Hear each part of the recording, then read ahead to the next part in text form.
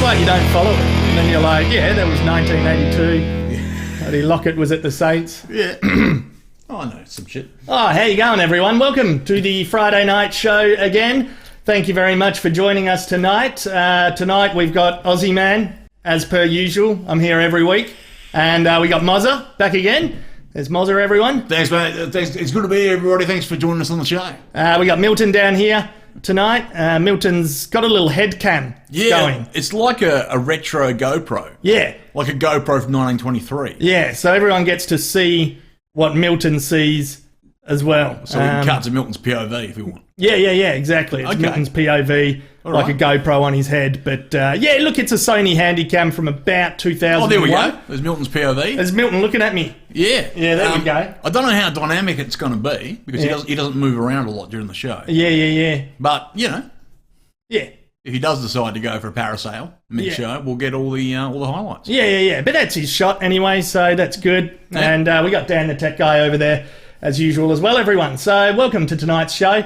On the show tonight we have sport. Yep. We're going to be talking some sport. Always. And we're going to be talking some entertainment Oh, yeah. with Kit Harington and Rose Leslie getting married. Better known as Jon Snow and Ygritte. Yeah, so that's exciting. Yep. And then I got a tech story. Have you? Yeah, I got a tech story that I've planned out as well. I do like tech. Yeah, we haven't done tech for about a month. Wow. So, yeah, that's all right. Okay. So, welcome. If you're new here, those are the segments we usually work on: sport, entertainment, tech, sometimes world news. Yep. But those are the main ones. And in between our segments, we have a chat to you guys as well. In your chat room there, you can throw out questions and advice. We call it #AskAdvice. So you'll get 2 opportunities to participate in that throughout the duration of the show. Okay. And that's the format for anyone who's new here. If you're not new, well, you know the deal. Most of the time, you know the deal. Yeah. But yeah, how are you anyway, Moz? You good? I'm really good, mate. I spent some time on a TV set today. Not on a TV set, because they're very skinny these days. Not like the old days. They're wide. You could sit on them. So no, I was filmed. I did some acting. You've been out. You've done some acting. Yeah, and I did some acting Around Perth. Around Perth, yeah. No, I was in a scene. Wow. I played an irate builder.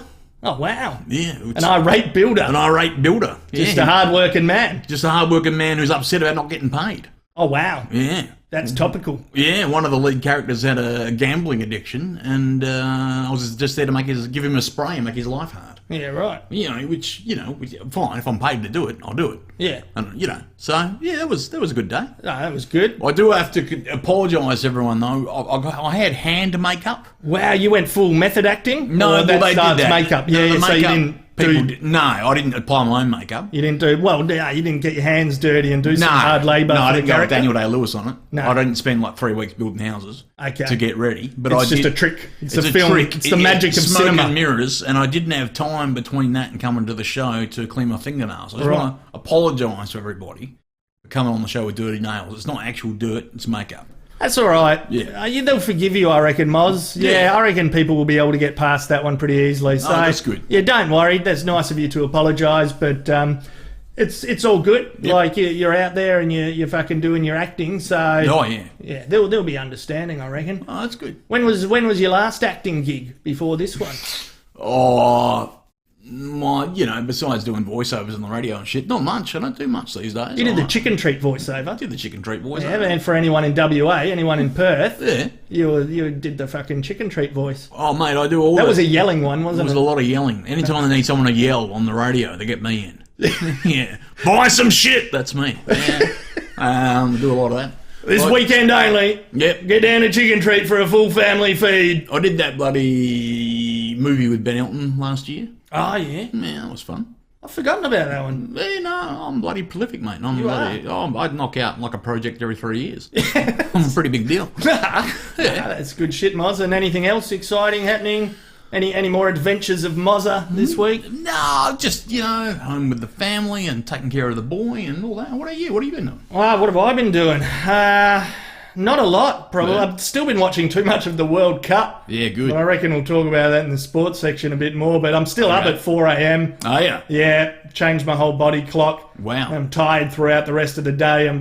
How much longer is it on the World Cup? I think it's on for like another 2 weeks. Because you're just going to fuck your body clock right It's a up. month. It's a hardcore month. That's long enough to like reprogram your circadian rhythms.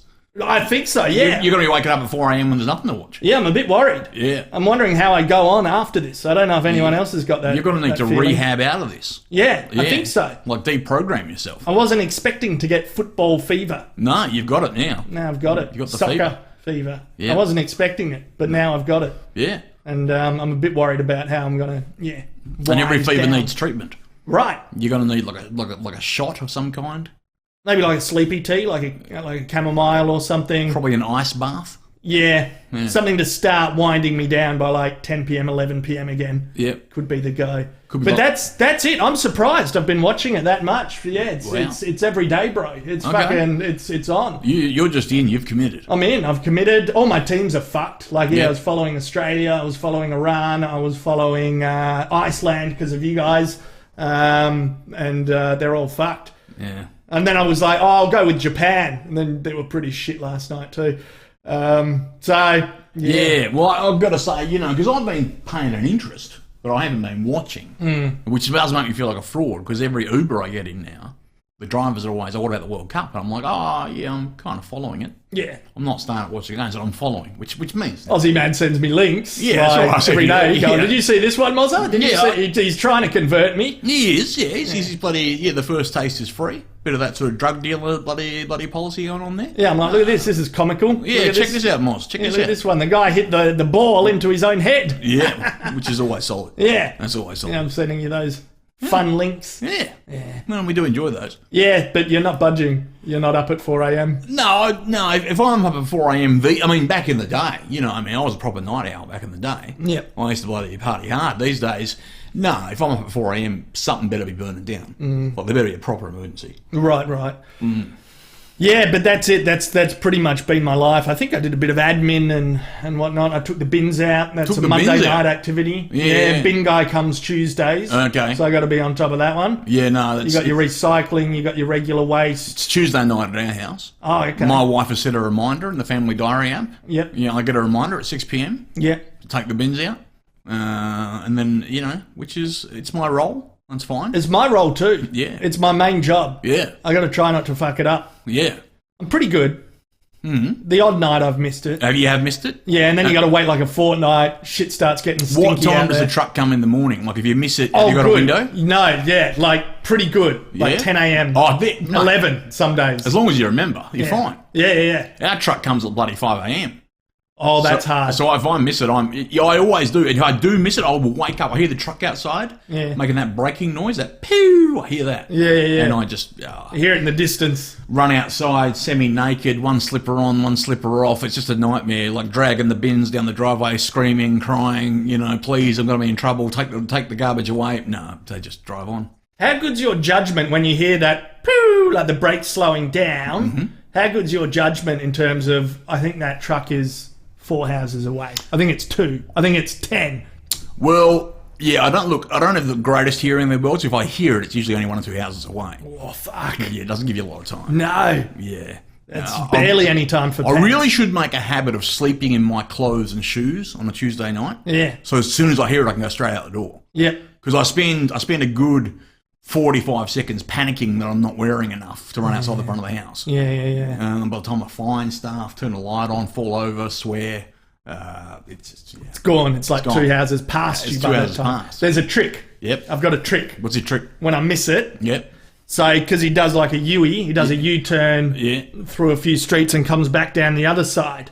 Okay. So if you miss him on your side, You take your bins over the take road. your bin over to the other side and you stand with it like a dickhead and you're like... Oh, okay.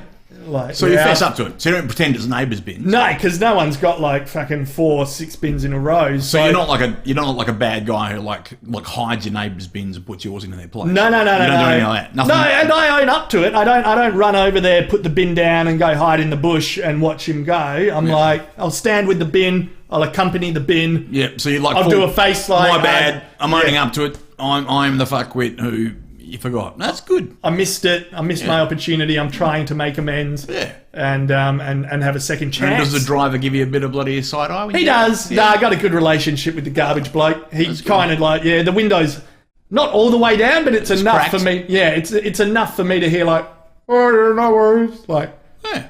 well, yeah, no worries, mate. Like, I just kind of hear that through the window. Oh, yeah, no worries, mate. And we're good. He bloody bungs the rubbish in the truck and Beautiful. off he goes. And I haven't held him up too long. No. Oh, that's tops. No, I'm really glad. It's a good news story. I'm going pretty good with the bins. It is a good news story. Okay. Haven't missed him for a while, but yeah, that's a Monday night activity. And regular Aussie man shenanigans, commentary on shit. And then we're here. And then it's Friday before you fucking know it. It's back. It's crazy. Yep.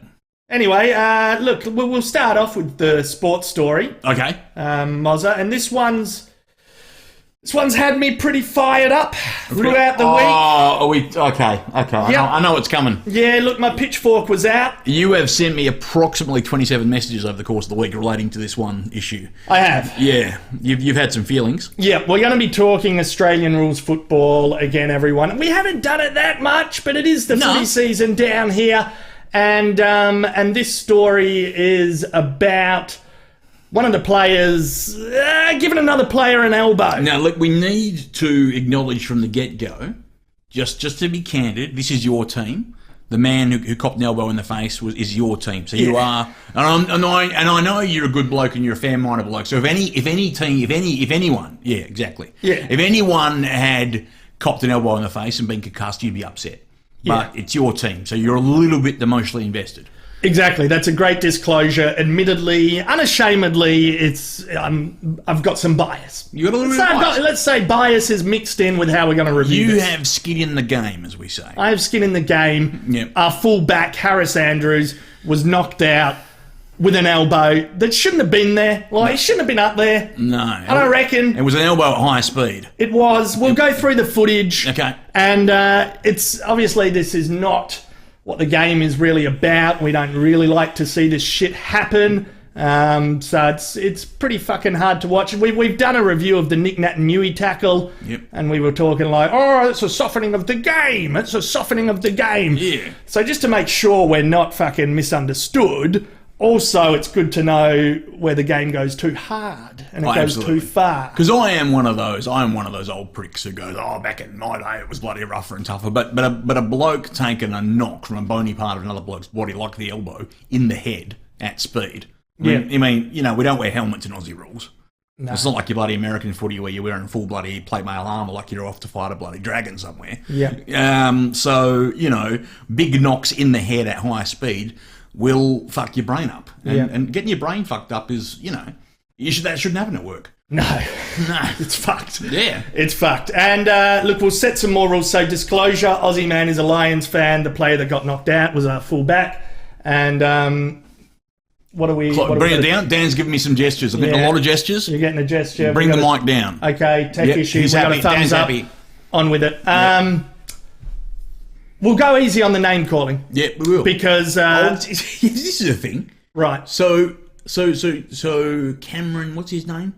Jeremy Cameron is the player who had the arm from up. GWS. From Greater Western Sydney Giants. Yeah, from Greater Western Sydney Giants, thank you. Now, he's copped some stick over this. Yeah. You know, and we can argue whether that's fair or unfair, but GWS came out and said, his team came out and said, let's stop calling him names. Let's stop calling him names. Because the initial kind of emotion is dog, cunt, right. Cunt act, yeah, motherfucking fuckwit, what the fuck, you know, things like we this. do live in Australia, though. Right. You know, and if you are going to be on, like, national television, yeah, you know, cheap shotting a bloke in the head, maybe people are going to call you a dog cunt. Right, I do. I totally agree. Yeah. I think you can understand where the names come from. Yeah. It's not hard to connect the dots to go, okay. And also there's a backstory. We'll get to the footage in a second as well. We're getting to the footage. Okay. But yeah, there's a backstory of previous instances where he's maybe gone a bit too fucking hard. And that's where the name calling can come up too. Weak cunt. Weak wanker bastard fucking cunt motherfucker, you know, really unpleasant stuff. Yeah, no, it's unpleasant, but if you enough of a man to like run another bloke with your elbow out. You can take some. You can cuss him and give him a brain bleed. I'm going to dig my heels in. I'm just making rules for us, just so we can. We know that conversation is out there. I'm going to dig my heels in with cowardly and thug. I'm digging my heels in with cowardly thug. Right. I'm digging my heels in with those labels. Okay. Okay. Let's watch the footage. Okay. So this was last Sunday, right. Saturday. So here we go. Here's the AFL, and let's go, Dan. Yep. Yep. Yep. Nah, we got a freeze. We got a frozen image there. Oh, the internet's broken. Yeah, it's fucked. Turn the keyboard on. Yeah, there you go. All right, so there's the centre bounce. Yep. Tap down. GWS kicks it into their forward line. Yep. And there it is. Wow. Fast motion. It's a bit of a mess. It's like, okay, yep. Some serious shit has gone down. Yeah, I've got to admit, when I first saw it, it wasn't quite clear. You see it from this angle, bango. Yeah, that elbow's up. Yeah, just up. And Harris Andrews he's turned away. He's knocked out before he hits the ground. Yeah. But Cameron there, that's what makes it look dodgy. Is he actually turns his head away, so he's not that interested in the ball at the last minute. Self-preservation, all of these things I'm looking out for myself. There's Harris, he's on the ground, he's got some blood coming out there. And he's gone on to have brain bleed. There was a... Yeah, no one wants their brain bleeding. No. That's a... See, I'm thinking... Now, here's previous instances before we really get into it, Mozza. Yeah. So there's Jeremy Cameron, a bit of rough conduct. You know, his kind of previous record, okay, little whack in the face there. And, headlock like you're fucking fighting with your sibling when you're 7 years old, the old headlock there.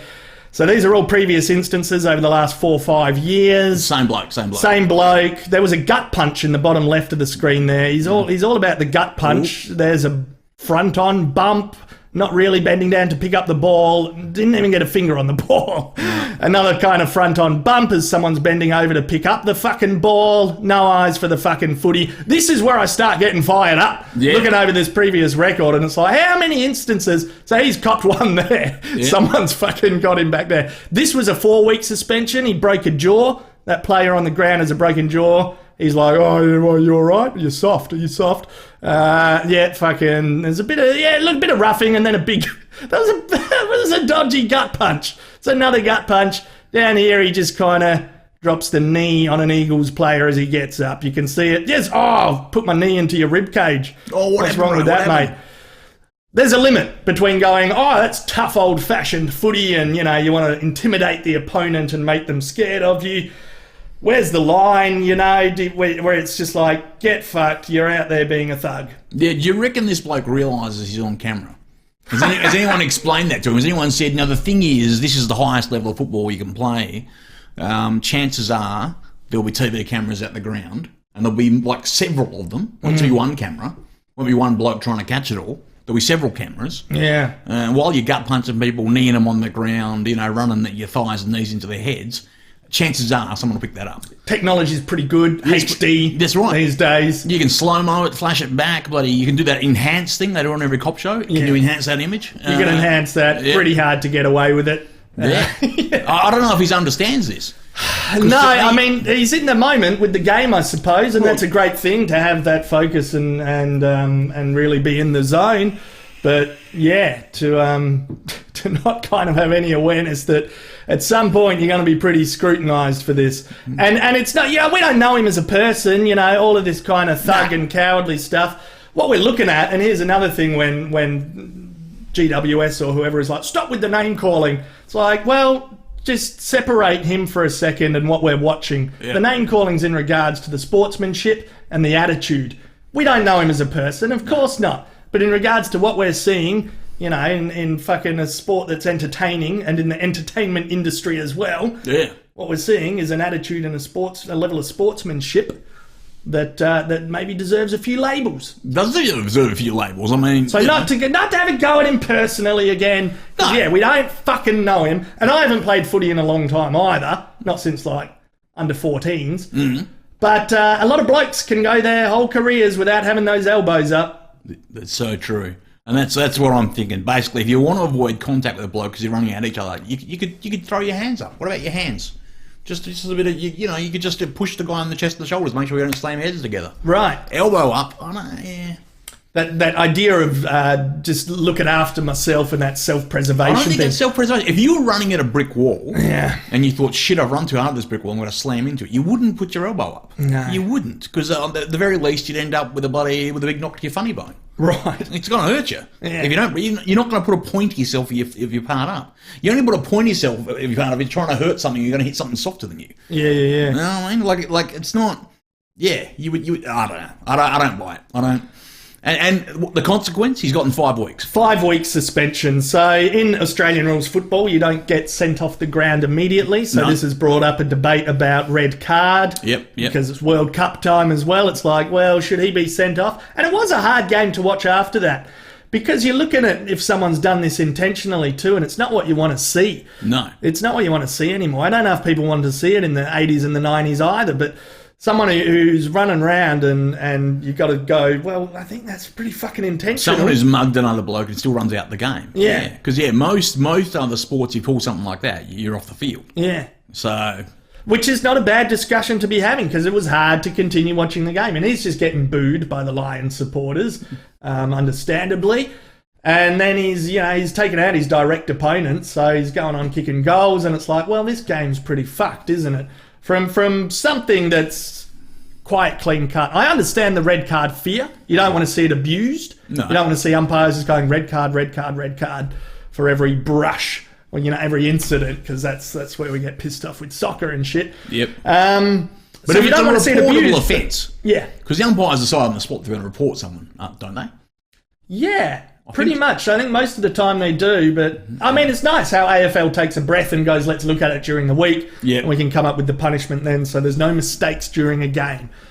But just occasionally, it happens once every couple of years or something where there's one that's so bad, it's like, well, come on, you got to just get them off the ground, even for their own safety sometimes. We'll show a clip of Milburn versus Silvani in a minute. Yeah. Even for your own safety, so you're not... Well, it sounds like Cameron can't handle any name calling, so presumably can't handle booing either. So it's probably emotional distress to leave him on the ground. Yeah. Yeah. So because that's the hallmark of most bullies. They cry a lot when someone calls them out on it. Yeah. I can remember all the kids at schools were bullied. Once you actually said, "Oh, fuck off, you've been a bully." Oh, no, you don't understand me. Turn it back on you. Bully tears. On come the excuses. Got no time, but yeah. Well, I mean, this is another thing if we're talking about labels for sportsmanship and attitude and stuff as well. It was Harris Andrews who went up to him after the game too. So Harris has been off. He's got 4 stitches, and he's come on to sit on the sidelines and watch the game. And he's going up to Jeremy Cameron to say, no hard feelings and shit. He did that. Yeah, so Jeremy Cameron's not approaching him. Yeah. I don't know, is that... That's... Yeah. No. Psychology, what's the level of guilt going on there? Well, Maybe you should. If there was intent. If we're looking at intent as well. Yeah. Instead of going, well, he was midair and he just tried to defend himself a bit and it was a mess. And it's chaos and it's a contact sport. It's one thing to make an argument for playing the game out. And good on you for playing the game out and staying focused, I suppose. But to not immediately the siren blows seek out the guy and go, oh, that guy I laid out? The guy was like carried off the ground unconscious. Where's he at? Should probably go check if he's all right. Yeah. Say good day. Yeah. So I don't think that helped his case. A lot of people were hoping he'd get 6 to 8 weeks in the suspension zone, including you myself. were gunning. You sent me a message. You said 6 to 8 weeks. You said you wanted that. Well, that track record as well. I mean, I think it's 11 times reported, 9 times guilty. There's a total of about 10 weeks of suspensions at the moment. And I think the AFL has set up a guideline, I suppose, where it's like if you've got 16 weeks of suspensions, you can be deregistered as a player. I think it was old Barry Hall had 17 weeks or something. I think this idea came in after Barry Hall. Oh, Barry, he broke a lot of new ground. So in a few years, he's racked up 10 weeks and his previous one was 4 weeks. This one's 5 weeks. But, I was hoping kind of 6 to 8 as well. Give me some time. Maybe it's nitpicking though at the end. No. Forget nitpicking. Tell me. I want you to be brutally honest now. Yep. Brutally honest. Let's forget fair sportsmanship. Let's forget balanced commentary. As a Lions fan, what would you like to happen? I would like to have him 8 weeks and also go around in the UFC with Yoel Romero. Yoel Romero? Yeah, because he's pretty good at flying elbows and flying knees. So I want to see Jeremy Cameron in the octagon up against a UFC fighter. So if he tries to throw his elbow up, that person has a fair chance to defend themselves. Yeah. Because Harris didn't have a fair chance to... Harris didn't have a fair chance to fucking defend himself because he's got eyes for the footy because he's genuinely courageous and good to watch. So 8 weeks plus a fight against Yoel Romero. The shit kicked out of him, getting shit mixed. That's what I'd predict. Destination fast. That's what I'd predict. Yeah. Maybe he'd surprise us and stick it to Yoel Romero and I'll eat fucking humble pie, but that's what I'd dish out. Unless Yoel Romero was like looking for a football at the time, just took his eyes off Jeremy. I don't think so. I don't think so. Well, here are some previous clips from footy as well, of previous hits and whatnot as well. This has been compared to some of these too. So if we fire up this video... This one was a 6-week suspension for Jonas on the Eagles player Gaff. There's an elbow up there. Gaff is knocked out. So that was a 6-week suspension. Yep. So in terms of Jeremy Cameron's, they've kind of gone backwards by 1 week there. Yeah, elbows up and Gaff is knocked out. Fucking 6 weeks there. Not pleasant to look at. Also, another angle. Probably didn't need another angle. I think it's the more time passes. There's old Tony Lockett, remember Plugger? Oh, Plugger, mate, he was a bloody... Look at this elbow. Wrecking ball. That's fucked. Yeah, and he was a big man, Plugger. He was a big man. He was a big man. I don't think it's good when you look at this stuff over time.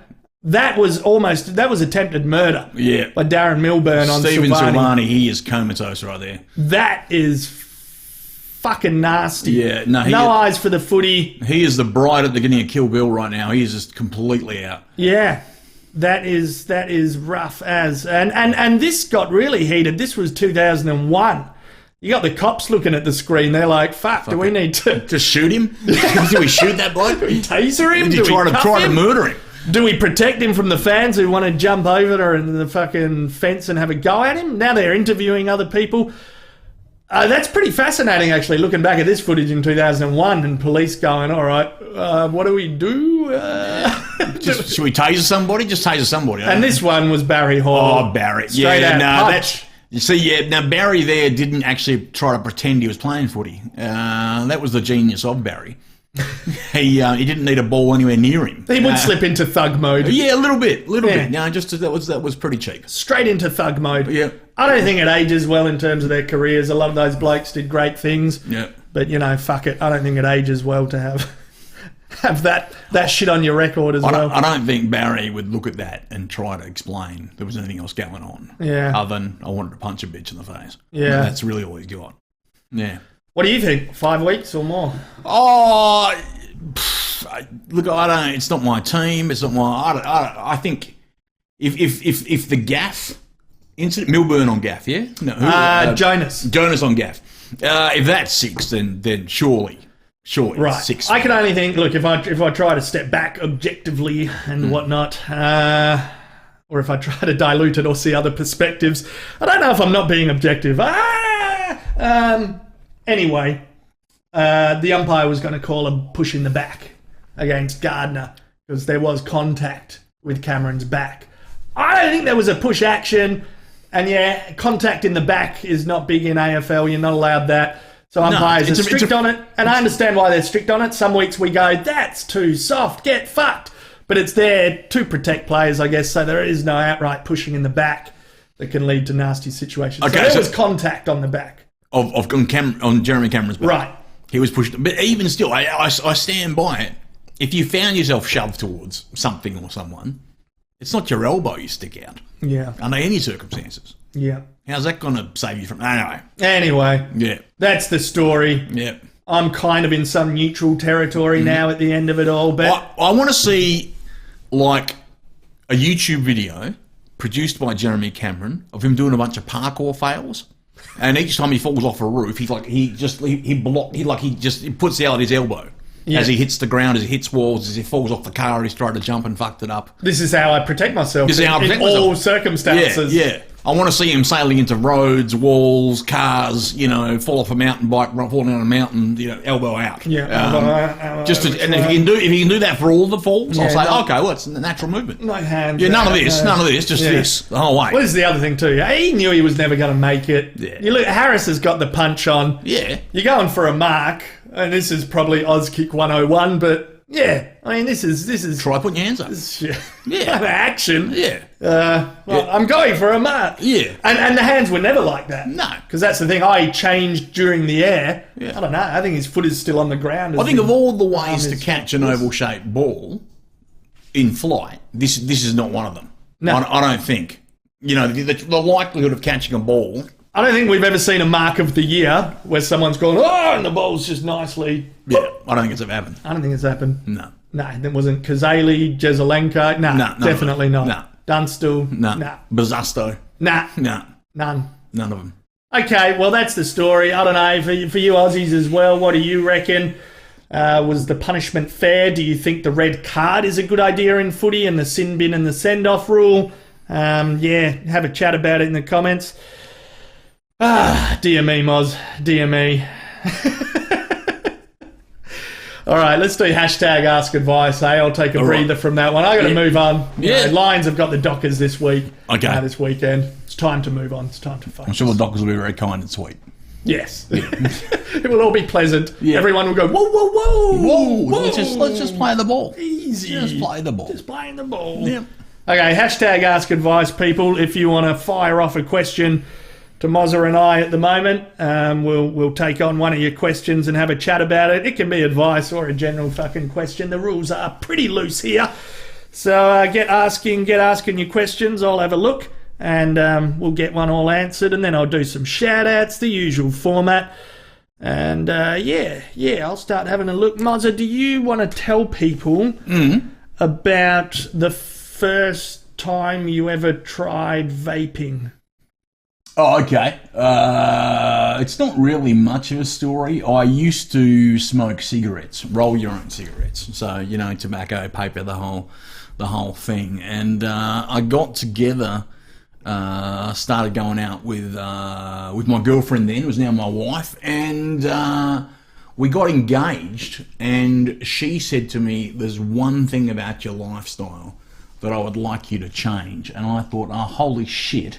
She's going to ask me to lose weight, which is terrifying, and I'm not sure I'm prepared to do that for anybody. But she said, would you get off the cigarettes and take up the vaping? And I said, well, is that it? And she's like, yeah. And I'm like, all right. And so that was that. It was that scene. I actually breathed a sigh of relief. That's all you want? Get on the vape rather than the ciggies? No worries, bloody do it. And I've been doing it ever since because I like nicotine and I'm not giving it up. I'm not, I've given up a lot of things in my life. I've given up bloody bullfighting. I was never into bullfighting. I've given up bloody Komodo dragon racing. And a man's got to have some vices. So, yeah, nicotine, caffeine, that's what I'm about. That's my life choices and I stand by it. How we going? Yeah, not bad. I got two that I've narrowed it down to at the moment. How do you get back at someone for being a dickhead? Oh. How do you get back at someone for being a dickhead? Pretty simple, pretty terse. Yep. Good question. I'm going to be sincere and earnest. I don't think it's ever helpful to get back. I think you just get them in the moment. So if someone's being a dickhead, you call them out there and then. Because whenever you're getting back, I think that always leads to problems. The notion of revenge, the notion of I'll get them back 2 weeks later. Life's moved on. Maybe they don't even remember being a dickhead by then. So if someone's being a dickhead, just call them on being a dickhead. Oi, why are you being a dickhead? Is that possible, though, in the heat of the moment, would be my question there. Well, I aspire, I'm not saying I always get this right, I'm aspiring to be the kind of person who will just say that in the moment, just always, because... You want to be present. Yeah, I don't want to give up my mental energy and time later to going home fuming about it, thinking about it. I should have said something. Just say something. Which, is awkward if it's your boss at work or, if there's some sort of power dynamic going on. Well, sometimes it can be handy to collect your thoughts so you're not reacting 100%. Yeah, no, I'm not saying firing up and punching them. I'm not saying go the bloody Jeremy Cameron straight away. Keep the elbows down. Keep the elbows down. But maybe just say, you're being a dickhead. Is there a reason for that? Or you expect me to put up with this? Because, I could storm out. I could do a storm. I don't need to be here. Yeah. Do you need to be here? So, I don't know. I reckon just bring it up. You can bring it up in a non-threatening way. Right. You don't have to say, stop being a dickhead or I'll smash you. You don't have to go there. No. You can just say, I think you're being a bit of a dickhead right now. It depends what you like in terms of the different levels of revenge. You might just like to call someone out just for some honesty in the moment and go, what's all this about? What are you having a go? Are you having a go? Or what's the issue? What's this feeling? What's this energy that's going on here? What's this general dickhead vibe? Am I reading the situation wrong? Because I feel like you're being a dickhead. I feel like there's a general dickhead vibe. Yeah, I might be wrong. Yeah. Maybe I'm sort of, jumping at shadows here. Yeah. The shadow of a dickhead. Yeah. But I think you're a dickhead casting a shadow. Yeah. I don't know if I've ever done that. I don't know. I mean, maybe, because you can slip into passive-aggressive too if you don't want to go all out on it and be blunt and honest and be like, what's the issue here? What's going on? You can get into passive-aggressive, snarky territory. You can get a bit where snarky. Someone's being a dickhead and you're just like, oh, did you look at your hair? I don't know. No, I think you got to be direct. Yeah. You got to be direct. And I know that's hard. And that's hard is what I'm saying. Yeah, no, it's hard. It's a difficult thing to do because we are trained to be polite. And we're, so it's a very hard thing to say to someone, how you keep putting Terry down every time he opens his mouth? That's a bit of a dickhead move. Terry's got a right to be here. Yeah. Terry's come out. He's made an effort. Yeah. So you're saying don't get back at them, just call them out. Yeah. It's not about getting back. It's not about revenge. Yeah. And I'm not trying... Look, I'm not the Buddha. I'm not above this. I mean, I've gotten back at people in my life. I just aspire to... I just think it's... I'm not making any big moral judgment on this. I'm just saying that as soon as you start planning to get back... if someone's actively fucking with you, then get that situation unfucked. You bloody back yourself and defend yourself and bloody go to war with that prick. Absolutely. Yeah. But if someone's just a dickhead in the moment... and it's a situation that could be put a stop to just by you saying, oi, you're being a dickhead. To which most people say, no, I'm not, and then an argument ensues, obviously. But at least, you're throwing light on it. Yeah, well, they can, that's going to start pointing out why you're being a dickhead, and then it's like, no, you're a dickhead, you're a dickhead, you're a dickhead. Fuck you, no, fuck you. Whereas I am a fan of collecting your thoughts too, and just making sure you can go in kind of and address it without getting too fucking fired up. Yeah. It's hard to not get fired up in the moment. I guess that's why I'm struggling with this one. I think it's a very personal thing. For me, I know I'm much better at not getting fired up if I just call it. Yeah. If I feel the bucket of anger starting to tip over, that's where I just need to say, okay, let's pump our brakes. You may have meant nothing before when you said this. I thought it was a pretty stupid fucking thing to say, and I did take offence. So I think getting back with actions is good. Not unhealthy actions like I'm gonna fucking stab you in the eyeball when you sleep. Like nothing intense. Yeah, and I've been there. I've taken petty revenge in my life. I've been there. I'm not too good for it. Stabbing the eyeball's not so petty. That was a bit extreme. That's a bit extreme. But petty revenge is something. Petty revenge would be like waiting till I drive to work. Yeah. Then as the garage door closes, like combat rolling in. And then getting inside their house via the entryway from the garage to the house, having like a bag of frozen prawn heads, taking all their curtain rods off from above their windows and filling the curtain rods with frozen prawn heads, which will slowly start to defrost over time. It's going to get stinky. There'll be a terrible reek of rotten prawn head in the house, but because it's inside the curtain rods, no one thinks to look. Yeah. And that person will slowly go insane, walk around the house going, what the fuck is that smell? Because it'll everywhere. Smell. It's everywhere. But no one ever pulls a mouse. It's got to be a rodent. It doesn't there's a smell rat like died a rodent. in the ceiling. Yeah, it smells no, it like doesn't. something that's off. Smells like fucking rotten fish guts. What the fuck is that? Is there something in the fridge? Is there something? Yeah, they're going to defrosted. They're going to something? clean their fridge out. They're going to sanitize their rubbish bin. They're going to. That's a good one. But That is well thought out. yeah. Moz. Yeah. It's very well plotted. Yeah, no, that's what I I'd mean. say that's a level above petty. Oh, I'm thinking like, it's a cold night. I'm going to take your blanket off you when you sleep and you're going to wake up cold. That's like real petty. It's petty. Yeah, it'd be like... That's like a soft level get back. You're messing with someone's temperature. That's how you get back your brother when you're 8. Right. Yeah. You're just messing with their temperature. So I think, not the best way to get back is with actions that are healthy. So get back in a way that's good for you, in a way that makes you feel confident. What about a poo on the doorstep? If someone says, you can't do this fucking job, just do the fucking job. Get back at them that way. Positivity, that's good. Right, like if it's a put down and it's like, you can't do that, you can't do this.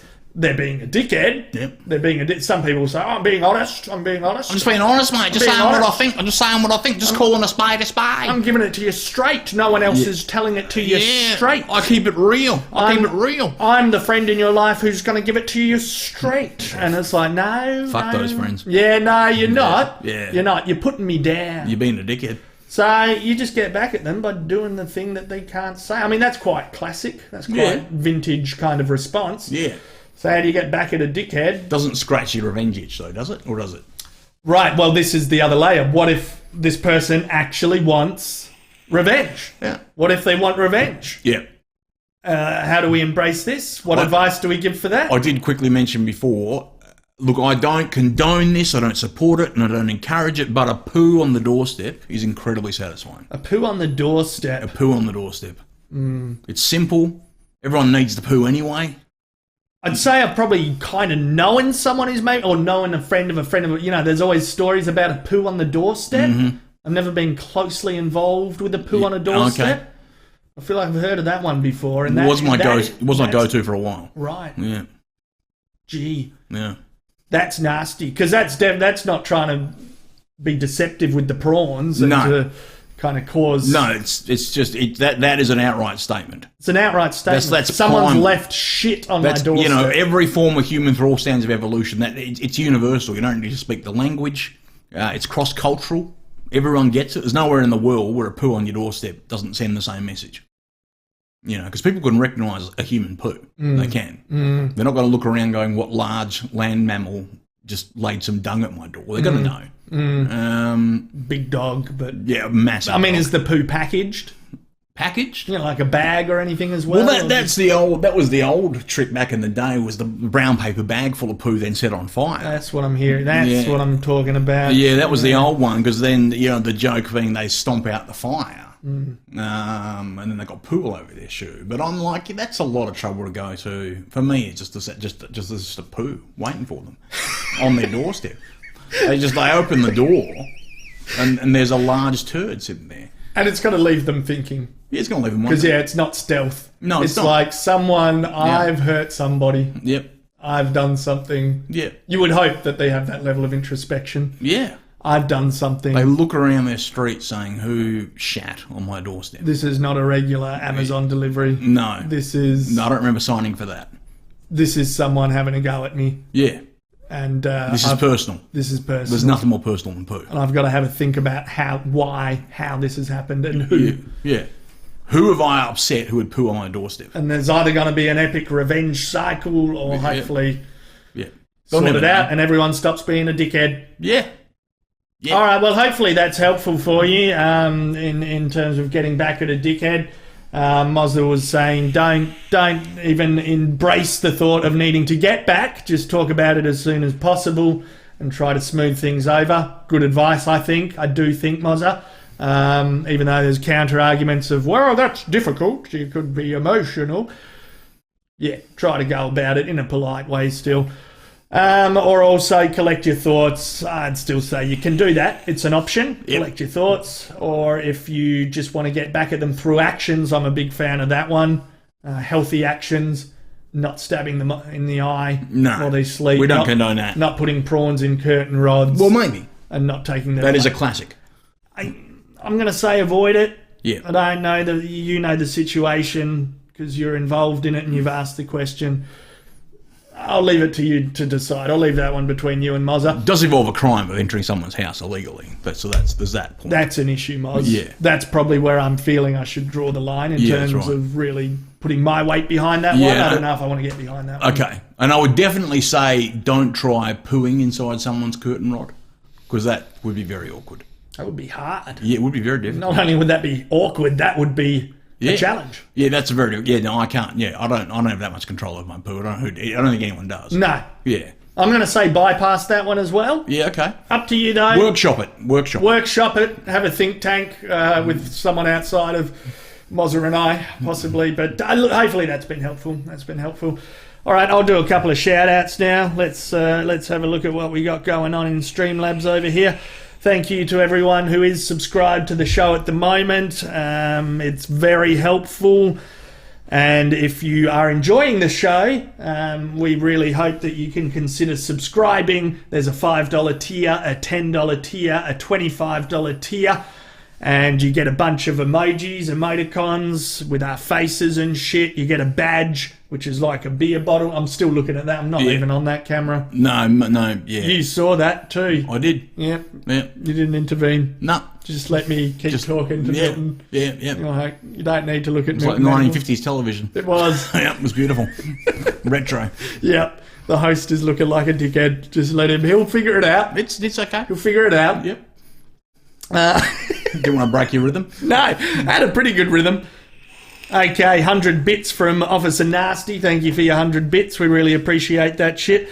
Glad you converted on the World Cup journey, Ozzy. Are you planning to go right through the final? I'll keep watching to the final H2D2. I will. I'm committed now for the whole month of you're World in. Cup. I'm in. You're in. Football fever. Soccer fever. No, Soccer slash football. You got to call it football now. Fuck if me. you're a convert, you got to call it football. I can't go back. Yep. What do I call AFL? AFL, I You guess. call it Aussie rules. Footy. Yeah. All right. Subscription. Thank you, Flying Kiwi, for your subscription. Very much appreciated. Mail Mortar, thank you for your Prime subscription. If you have Amazon Prime, you can connect it to Twitch. You get Twitch Prime. You get one free subscription. You should use it for this fucking show. So consider that. It's a bargain because Amazon's already a fucking bargain. So that's good shit. Thank you for that Prime subscription. The Rap Dog, thank you for your fucking subscription there. Thank you for your bits, Cabbage Boy. We appreciate your bits. Dreen X, thank you for your subscription. That's a Prime one. Nando's. What, Fucking Nando's. the chicken restaurant? Yes, so, but like Nando's. Oh, like having a sleep at Nando's. Maybe. Yeah. You're having Nando's and you've fallen eating spiced asleep. chicken, then falling asleep. Yeah, fair enough. That's happened to me. I think we've gotten to know this person through their username. Yep. They like Nando's and they like sleeping at Nando's.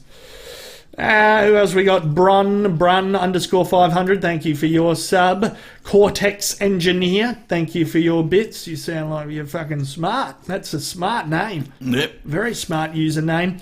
UK Uniters A. Thank you for your resubscription. 2 months. Thank you for that. Resubs. We really appreciate that shit if you can resub. Thank you, Nicole, for your resub. 3 months there. Fuck yes. Stevie Far 1, thank you. Fort 8313, thank you. Matty Ammo 213, cheers. That was a couple of days ago. Zanbo 501. Everyone who subscribed during the last week when we're not streaming, thank you. Not bad. You're getting smoother. Yeah, good. You did well. I'm proud of you. Thanks, man. All right, yeah, chat room. People having a chat still. Should we go on to the next story? Yeah, let's do it. Okay. Entertainment. This week, Kit Harington and Rose Leslie got married. Congrats to Kit and Rose. It looked like a fucking sweet wedding. Let's have a look at the footage of bloody Jon Snow and Egret tying the knot.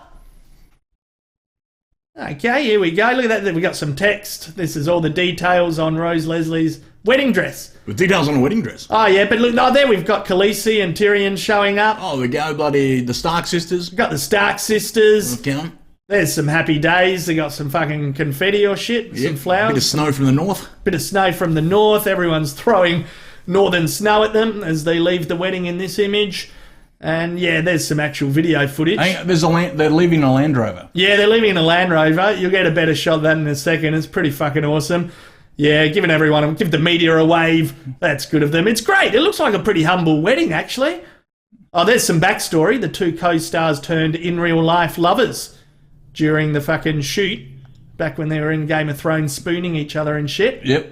I think that's Rose with some kind of dad figure. Yep. Potential dad. Potentially her father, yeah. Yep. Oh, there we go. She wore a signature red strands down with a bob. In a wavy bob. She had a wavy bob. Yep. That's very nice. I think she looked great. Secured her... I missed that. Her dad looks pretty good for a wildling. Yeah, he does. Yeah. He does. He's fucking taking care of himself now. He's been let beyond the wall there, past the wall. They sweetly announced their pending marriage in September with a newspaper announcement. Did an old-fashioned newspaper ad? Yeah, old-fashioned newspaper ad. I didn't think anyone did those anymore. And look, here's their bloodline, the youngest son of David. Look, there they go. Oh, yeah, they fuck off in a Jeep. Yeah, look, Jono's like, all right, then where's the keys? Let me get in this Jeep. And he does. Bloody old Land Rover. That surprises me for a celebrity wedding. They just, Yeah. Yeah. Flies off in a burnout. Yeah.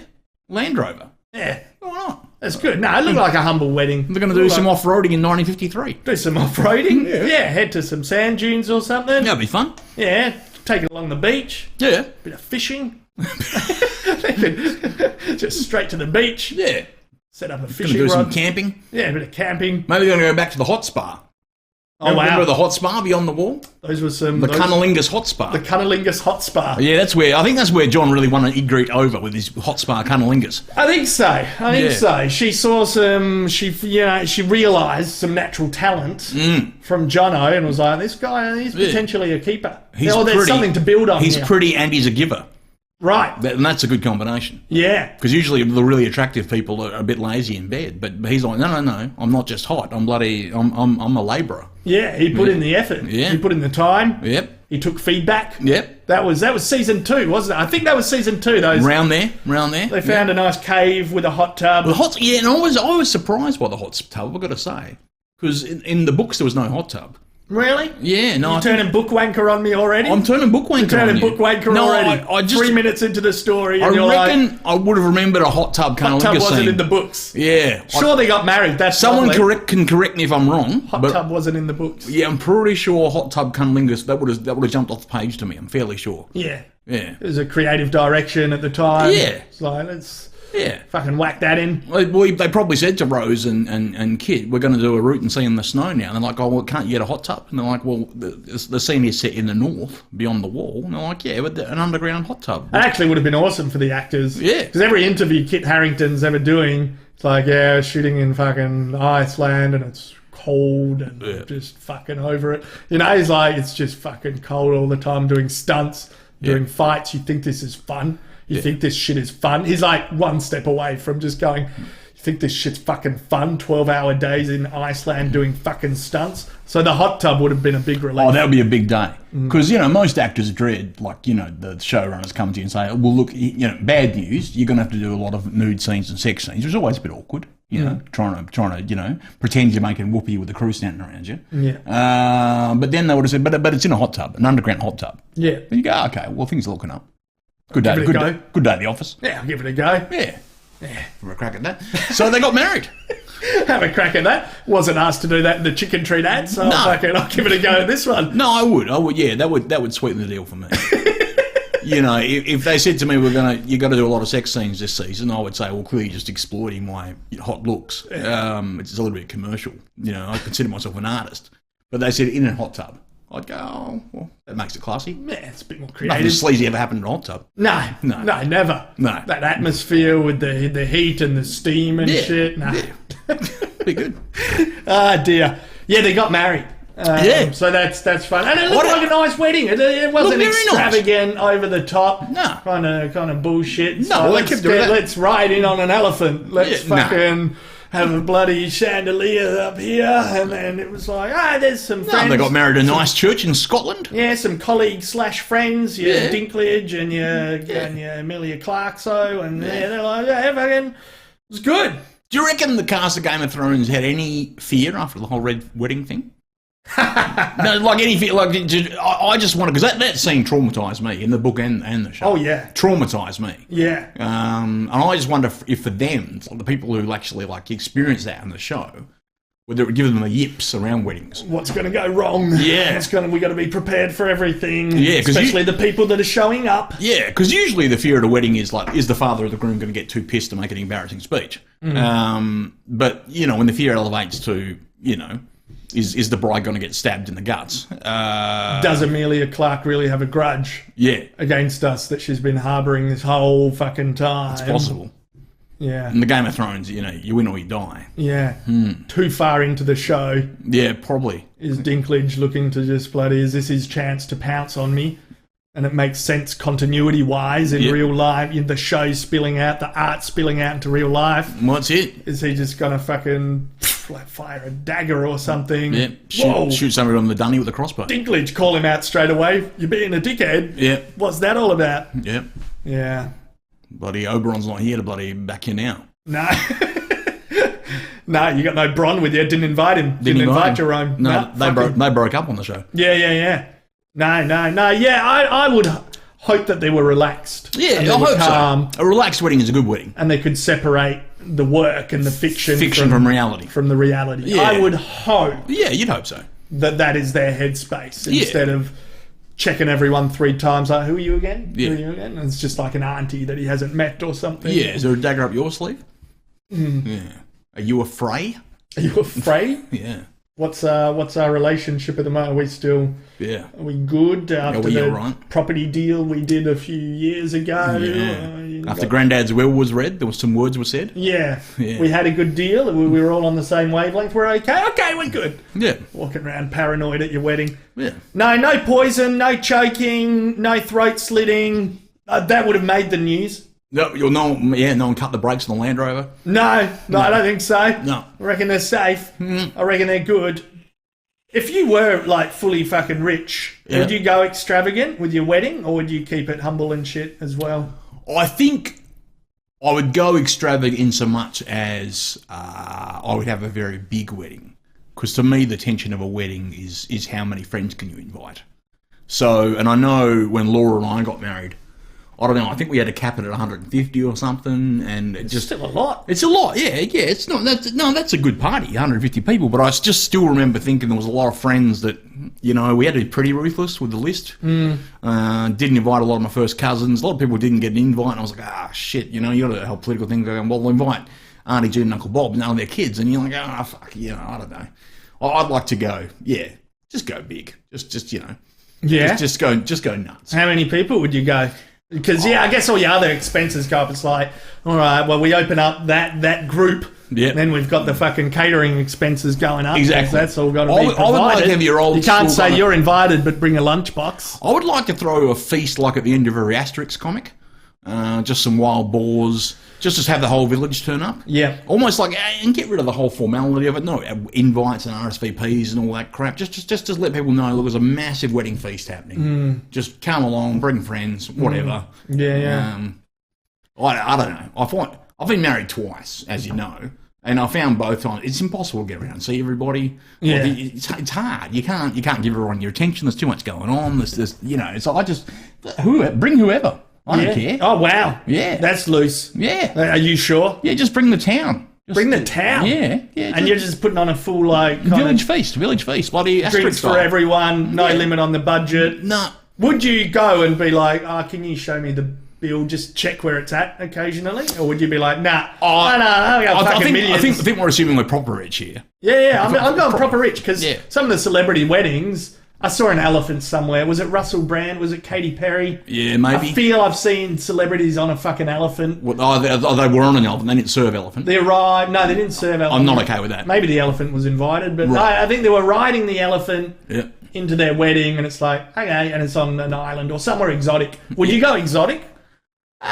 No, I'm actually not. I'm not down with people who have exotic weddings and then invite their friends, you know. Like, because we've been there. You've had friends that get married in bloody, I mean, it's one, you know, Bali or wherever, somewhere else in the world. We're getting married in France. Everyone come. It's like, well, fucking what? Yeah. How much have I got to pay to come to your wedding?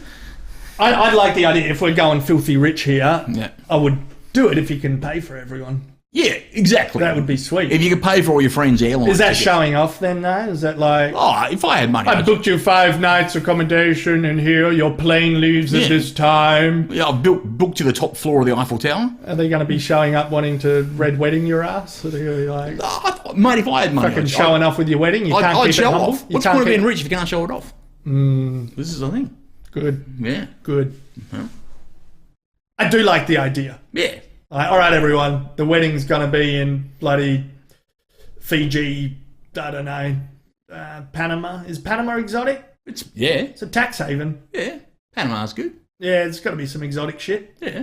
Yeah, Latin somewhere America. like that. Yeah. It's Caribbean or something. Yeah, like that's what I'm thinking. You're thinking the Caribbean? Yeah, I want to go Caribbean. Okay, that's not Panama, but yeah, okay. Yeah, right, but that's what I'm thinking. Right. Caribbean. Like Kingston in Island. Jamaica? Right. Massive reefers? Yep. Beach cricket? Okay. Yep. Something like that. Okay.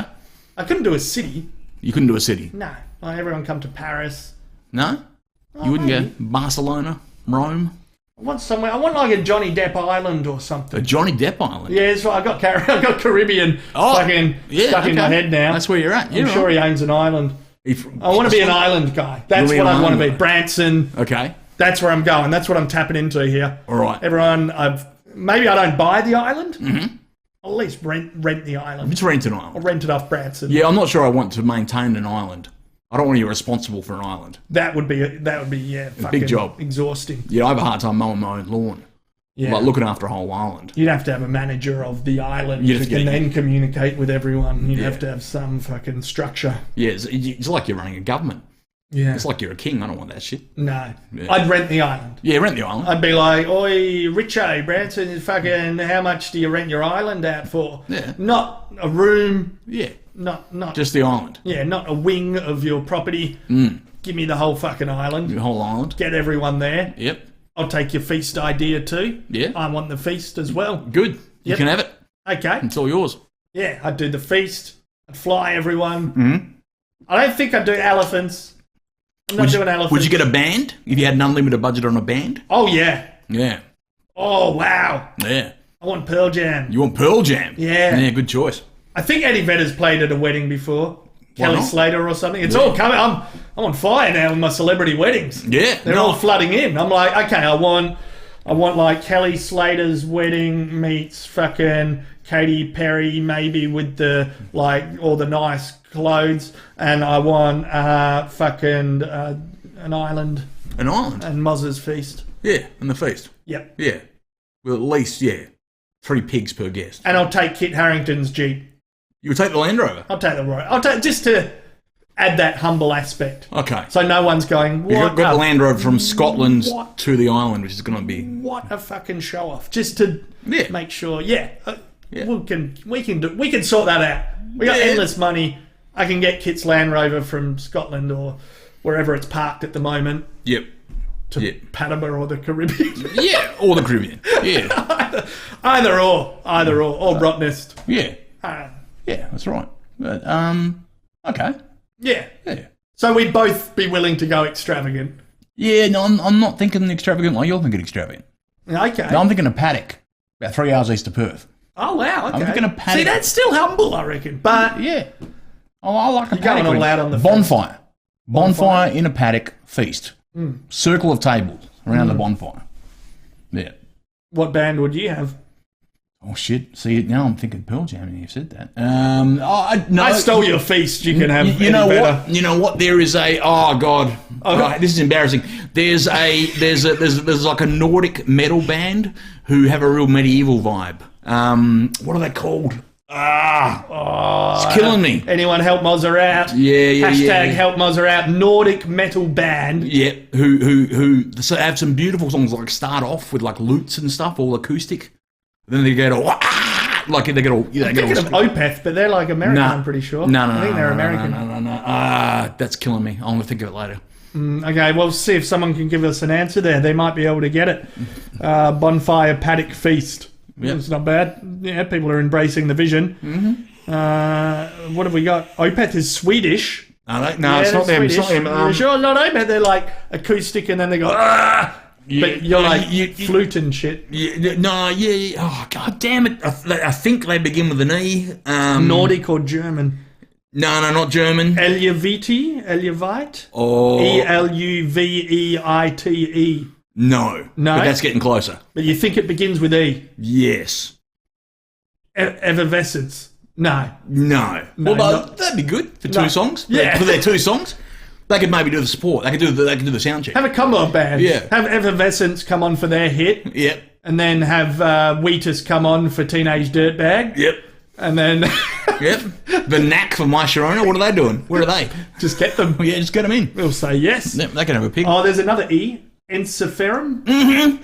He's got it. Thank you. Got it. Encephalum. We get by with a little help from our friends. Yep. Woody Basket. Yeah, Woody Basket. Encephalum. Yep. I feel like I need to send Woody a prize. I'll send him Milton will figure something out for him. Milton will figure something out. Yep. Okay, cheers. Cheers for that, Woody. I've never heard of them. Oh, they're good. Yeah? Banging. Okay. They're fully, I don't know if it's all their songs. Some songs are very metally, but there's a couple songs, just these beautiful lilting kind of medieval, like string stuff going on. Cool. And then just bam, it just slams you in the dick. Good. Yeah, it's good stuff. Good. I like a musical dick slam. Oh, we all do. I'm a fan of the musical dick slam. Yep. I did not see that coming. No. But that is pleasant. Yeah. Those are some good sounds. Yeah, absolutely. Okay, I'm going to give them a listen during the week. All right. I'm excited for your wedding now. Yeah, that's going to be good. Bonfires, a feast, a paddock. Yep. If it's a verum. Yeah. And Sepharum. I feel like my wife is going to be upset when she watches this and finds out there is going to be a third wedding. That's going to lead to some awkward conversations. It can be a renewal. Renewal of vows. Yeah, do the renewal wedding. Yeah, good idea. Let's start working towards that. Yep. Yeah, we'll get that sorted. Okay. Get that sorted. Because those renewal weddings take ages. And I only need to become a multimillionaire in the meantime. Exactly. Just got to check that box. But it's ages before you do those renewal. That's true. Fucking renewal of the vows. Yeah, that's true. So plenty of time to sort that millionaire shit out. Okay. I'll brainstorm some ideas as well. All Fire them through to you over the next 20 odd years. Yeah, we'll workshop it. Yep. We'll workshop it. Yeah. We'll workshop it. Okay, let's move into technology segment of the show. We're into the tech segment now. This is a sweet little invention that I just saw like a couple of days ago. And I was like, oh, wow, that's great. It's one of those inventions that helps people continue being idiots. So it's called a mobile airbag. And it's fucking full engineers invented it. Look at that. You drop your phone and your mobile has an airbag.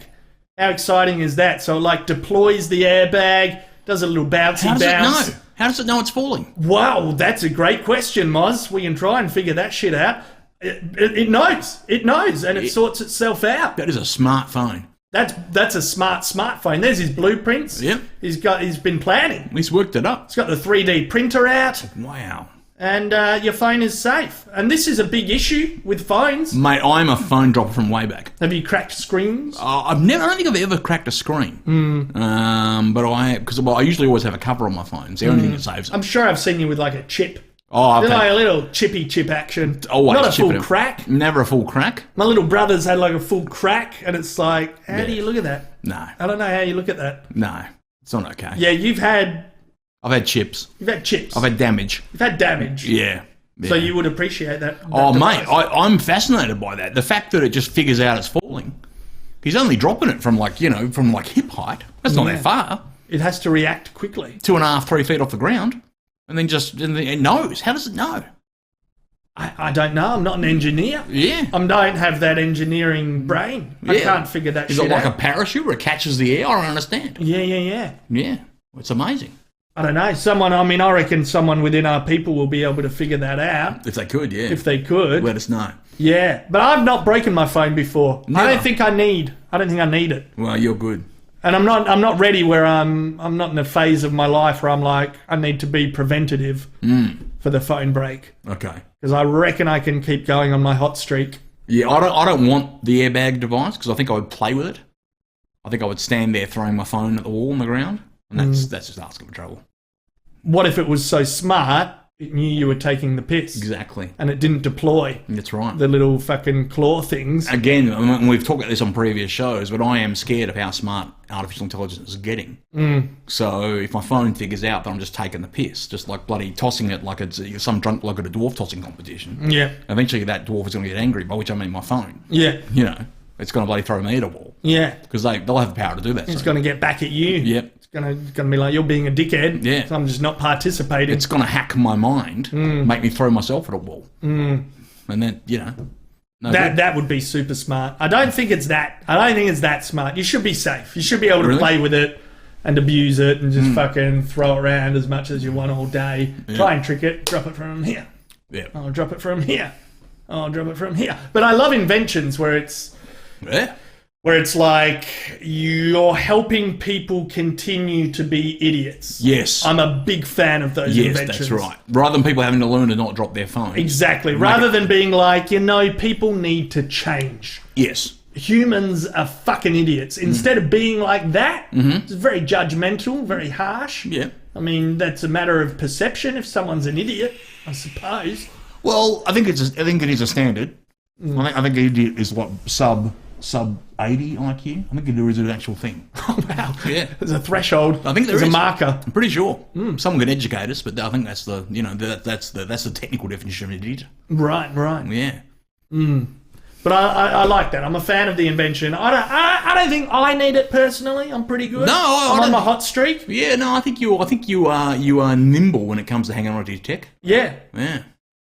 I am. Yeah. I am. No, I look after my tech. You do? I look after my tech. Well, it's your living. It is. You're on the line. I need my tech. You need it. For the web. Yeah, no, you can't get the Aussie Man bloody show out there without if you're just going to drop shit. Without all my tech. Yeah. Without my VCR. Yeah. Down there. Without all my VCRs and shit. I just wonder if we could get those for people. Because old people fall over a lot. Because, my dad breaks his hip like twice a year in his old folks' home. So if we could get like a larger setup for him, because it's just not, it's not practical to live your life in like a sumo suit or in bubble wrap. You got to give people a chance to dress down for summer. Yeah. But if you could just wear like maybe shoulders and hips, and it just pops out if it feels in falling, that'd be useful. That's good. Yeah. That's really good. Yeah. I mean, that's in line with like people's health. Yep, exactly. And shit. Yeah. That's life-saving. Because old people break. Their bones are just brittle. They fall. It's a serious fucking thing. It's a big problem. People falling over when they're old. Yeah. What a way to go. Yeah, my dad has more metal in him than bones these days. Because he's Yeah. just always, they have to put in like all these cybernetic parts. It's painful, The name would still work, mobile airbag, because they're trying to remain mobile. Yeah, that's so right. It's like, we want to keep him mobile, but he falls over a lot. the falling over thing is an issue in society. So if we can just deploy the airbag thing as he falls... Could we put a mobile airbag on Jeremy Cameron's elbow? That would be really... I mean, that's preventative too. That's in line with people's health. Yep. That's great. That's a great way for the AFL to go, we've got a duty of care responsibility here. Yeah. And that stops the name calling? Stops all the questioning about whether he should be playing the game or not? No one's going to call him a dog cunt, weak cunt, motherfucking fuckwit if he's got that airbag. They're going to call him that cunt with a fucking mobile airbag on his elbow. Right. Which is accurate. Yeah. If he's got one on his elbow. Yeah. And even, maybe he doesn't have to have it for his whole career. But he could have it for like a year, with the mobile airbag. Go a year without elbowing someone in the face, and we'll take the mobile airbag off. Yeah.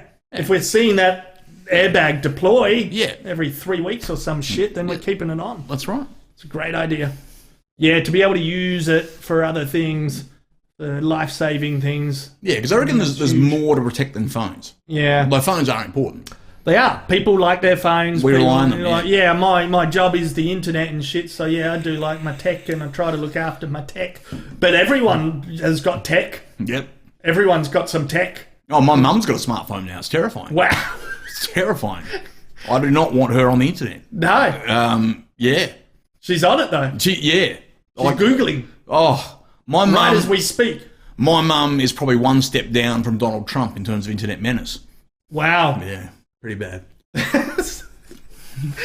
Something could just push her over the edge. Oh, she could turn. Someone could be like, you should start a Twitter account. Oh. You know what all the old folk are getting on? Twitter. Twitter, Marilyn.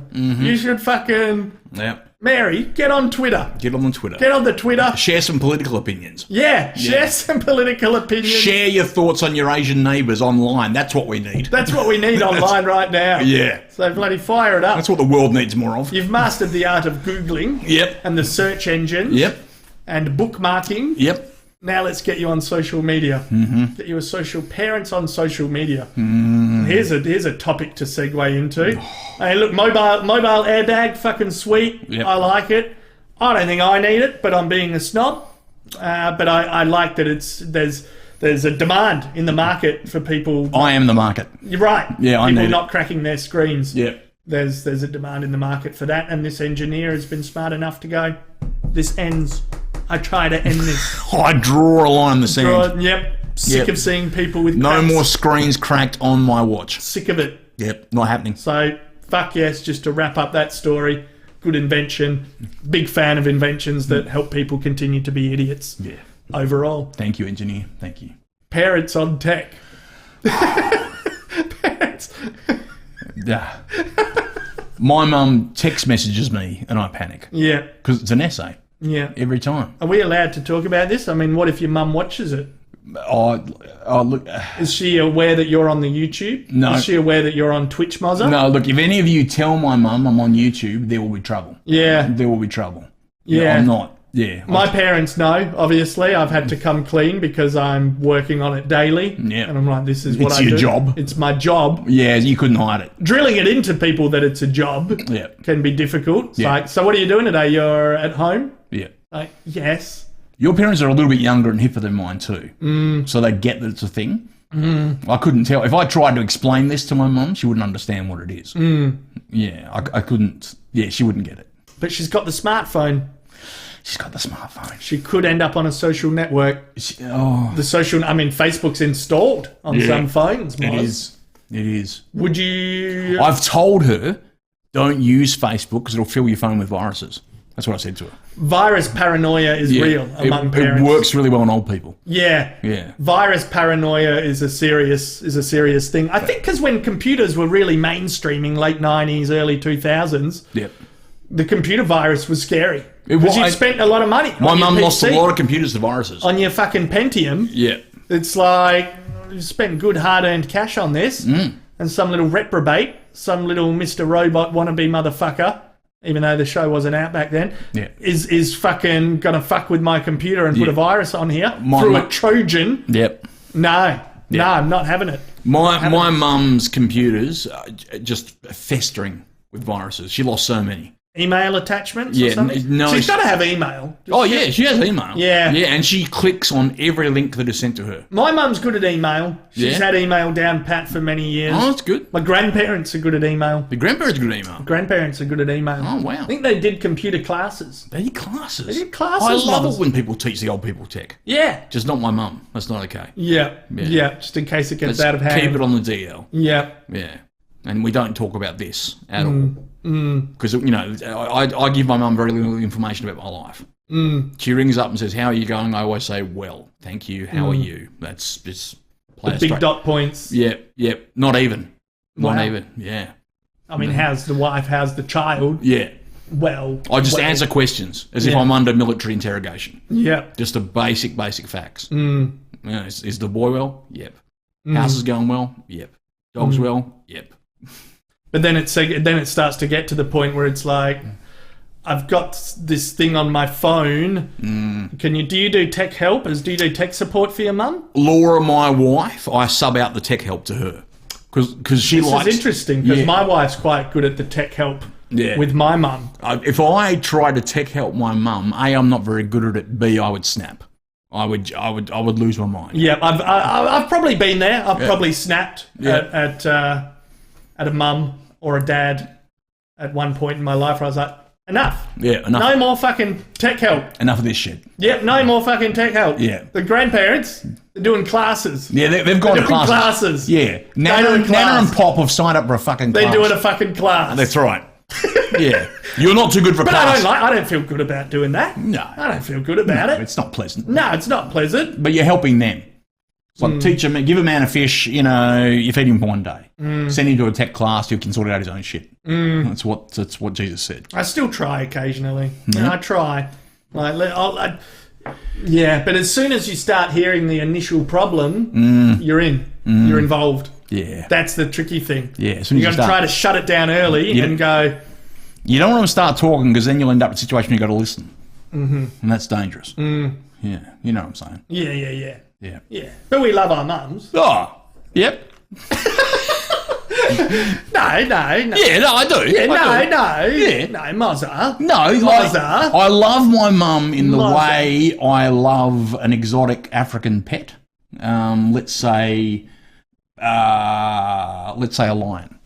Let's say I own a lion. I would love that lion, but I would have pretty strict boundaries with the lion. I wouldn't have tickle fights with the lion. But I would adore the lion. So same way I adore my mum, but pretty strict boundaries. Right. Yeah.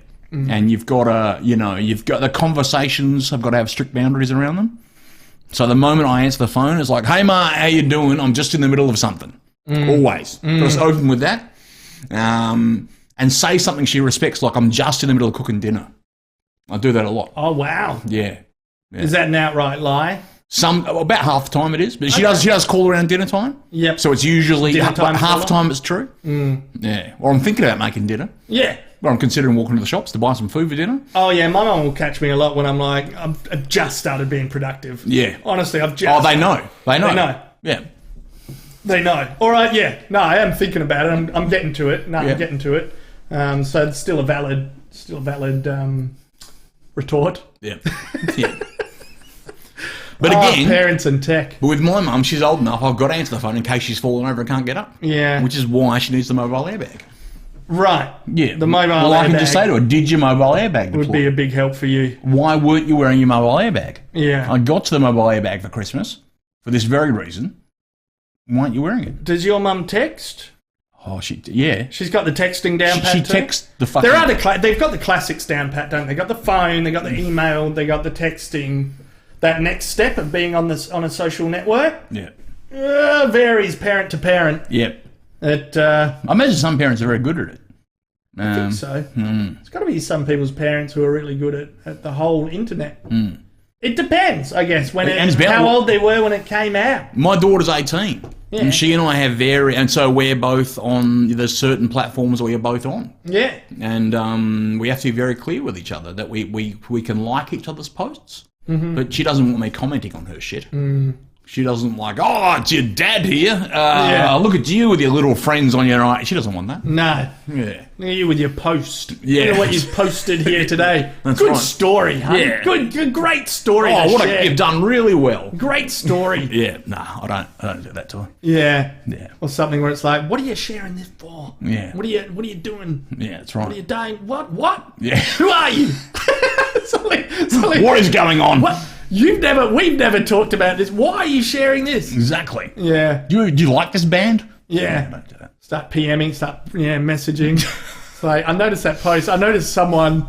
What do you do if you see like a friend or someone comment on one of your daughter's posts? And it's like, this person's an idiot. Oh, actually, my daughter's very good. She only really puts posts up on Instagram, and only then it's shit she's made.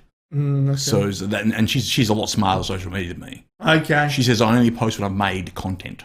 Oh wow! I don't share opinions. I don't say I was having a bloody latte today. Here's a photo. She doesn't do any of that. I think younger generations are going to get better at it. They're going to get better. Being born into tech. Yeah. Because we've had to grow and adopt it. Yeah. And I know I'm still at a young age, like that 13. Yeah, 13 when fucking MSN Messenger and Napster and ICQ and all of that stuff was taken off. So I really liked that I was that age and I got to be a part of that shit as it was available and the internet was taken off and it was a thing. I was a late adopter. You were a late adopter? Yeah, in the 90s when I started to get an email account, I was like, nah, this will blow over. It'll be like CB radio all over again. Yeah. It's not going to be a thing. Turns out it's a thing. It's a thing. It's stuck around. Yep. So now there's got to be a lot of talk and conversations when you're having kids about what level of tech they can have in their lives. You want to limit your parents' tech. Yeah, absolutely. You want your kids to be smart with their tech. Yep. Smart and safe. It's a lot of tech management. Oh, absolutely. Yeah. Ah, good chat. Yeah, good chat. Dear me. All right, we'll do another Ask Advice. Okay. Hashtag Ask Advice. People, if you want to send in some questions now, you can fire them off, and we'll have a little look-see, and we'll do another Ask Advice, and then we'll start to wrap this shit up. So let's see what we've got in here. Mozza, as I'm doing a read-through again of the questions and whatnot coming through, do you want to tell the people a story about... Why don't you tell them what you're watching on Netflix recently? Because you've been talking to me about Netflix throughout the week. I know you're watching the Luke Cage. Yeah, just finished season 2 of Luke Cage, and I really liked it. That's the shortest and simplest review ever. I do. I really like this season 2. I'm a mad Marvel geek, comic books generally, but honestly, I think I might have enjoyed this season more than the first one. I sometimes think the Marvel series, the whole 13 eps thing, I feel like they drag it out sometimes, and some of the episodes feel a bit deadwoodish in the middle. Didn't have that feeling with this one. I think for me, I've accepted the Marvel TV shows are basically soap operas with a few punch-ons. And now I've owned that in my heart. I've owned that truth. And it's just a lot of talking about feelings with a few punch-ons. Quite enjoyable. Yeah, I'm into it. It's been good. I noticed season 3 of Shooter is up. I'm probably going to watch that. I don't know why. There's something about Ryan Philippe and guns, which just works. Yeah, it's been all right. We did have a Wi-Fi crisis in our house earlier in the week. So I didn't even smash the data on my phone, but I feel good about that because I had 17 meg in the data bank. So 17 gig. So, you know, that was good times. There's a lot of good ones tonight. Yeah? There's a fuck ton of good ones. All right, Thanks, everyone, for sending in your questions. We're not going to be able to get to all of them. How will you go if we do 2? How are you feeling? Yeah, all right, you've got your energy drink. My energy. How are you going with your energy drink? Mate, I am caffeinated like a doped horse right now. Right, okay. Mozza's up for doing 2. I'm good. I'm feeling good. And there's some big ones. There's a few wordy ones, but they're all good. They're all good, people. I'm reading them all. It's just a funny story, and maybe we can just cover this quickly. Someone's saying, who have we got here? Grizzle85, saying one of his mates bumped into Jono and Egret, and they refused to get a selfie with him due to them being too hungover. Wow. Were they hungover, or was your mate hungover? Someone looked like shit. Yeah. So Jono and Egret. Sounds the way from it's written that Jono and Egret were hungover. I think so. Yeah. Acceptable or fucked? I reckon it's all right. You reckon it's all right? I reckon people can refuse to do selfies. I mean, you'd be disappointed if you're the one asking for a selfie. Yeah. But I don't know. Surely everyone has the right. Yeah, it's got to be consent in a selfie. Surely. Yeah. Hopefully they weren't too harsh with the rejection. No. Is all that you hope. Yeah, I don't know. I mean, were they harsh? I mean, but that's okay, surely. If you are nursing a shocking hangover and you don't want your photo taken, I think that's fair. They got a public image. The place where you understand it from a fan perspective is like, okay, you got a public image, and you got to maintain and manage that public image. If you get like a fuggo hungover selfie of us, that's going to end up somewhere. Then again, I mean, Kit Harington has been filmed in bars in New York being pissed as fuck, and that's true, and getting a bit aggro. Yeah. So I don't know what he's trying to, in terms of reputation, management. He's told stories about being punched in the face. Yeah. I don't think he'd be doing it from a perspective of like, I'm not allowed to have a photo of me out there looking like maybe shit. They just didn't want to. Maybe they just had stonking headaches. Just didn't want to. Maybe they're just feeling a bit grumpy and sensitive. It's acceptable still. You can't say it's not acceptable. Yeah. Yeah, it's disappointing. But it's acceptable. Yeah. I'm not sure I wouldn't just snap a cheeky one and run for it. Maybe. Why not? Yeah. Go, okay, no worries, no selfie. It's a no. Yeah. Is it? Is that your final? It's final answer? Yeah, no worries. Final answer? I can understand your hangover. Bolt. Yeah, Bolt. Piss Bolt. Yeah.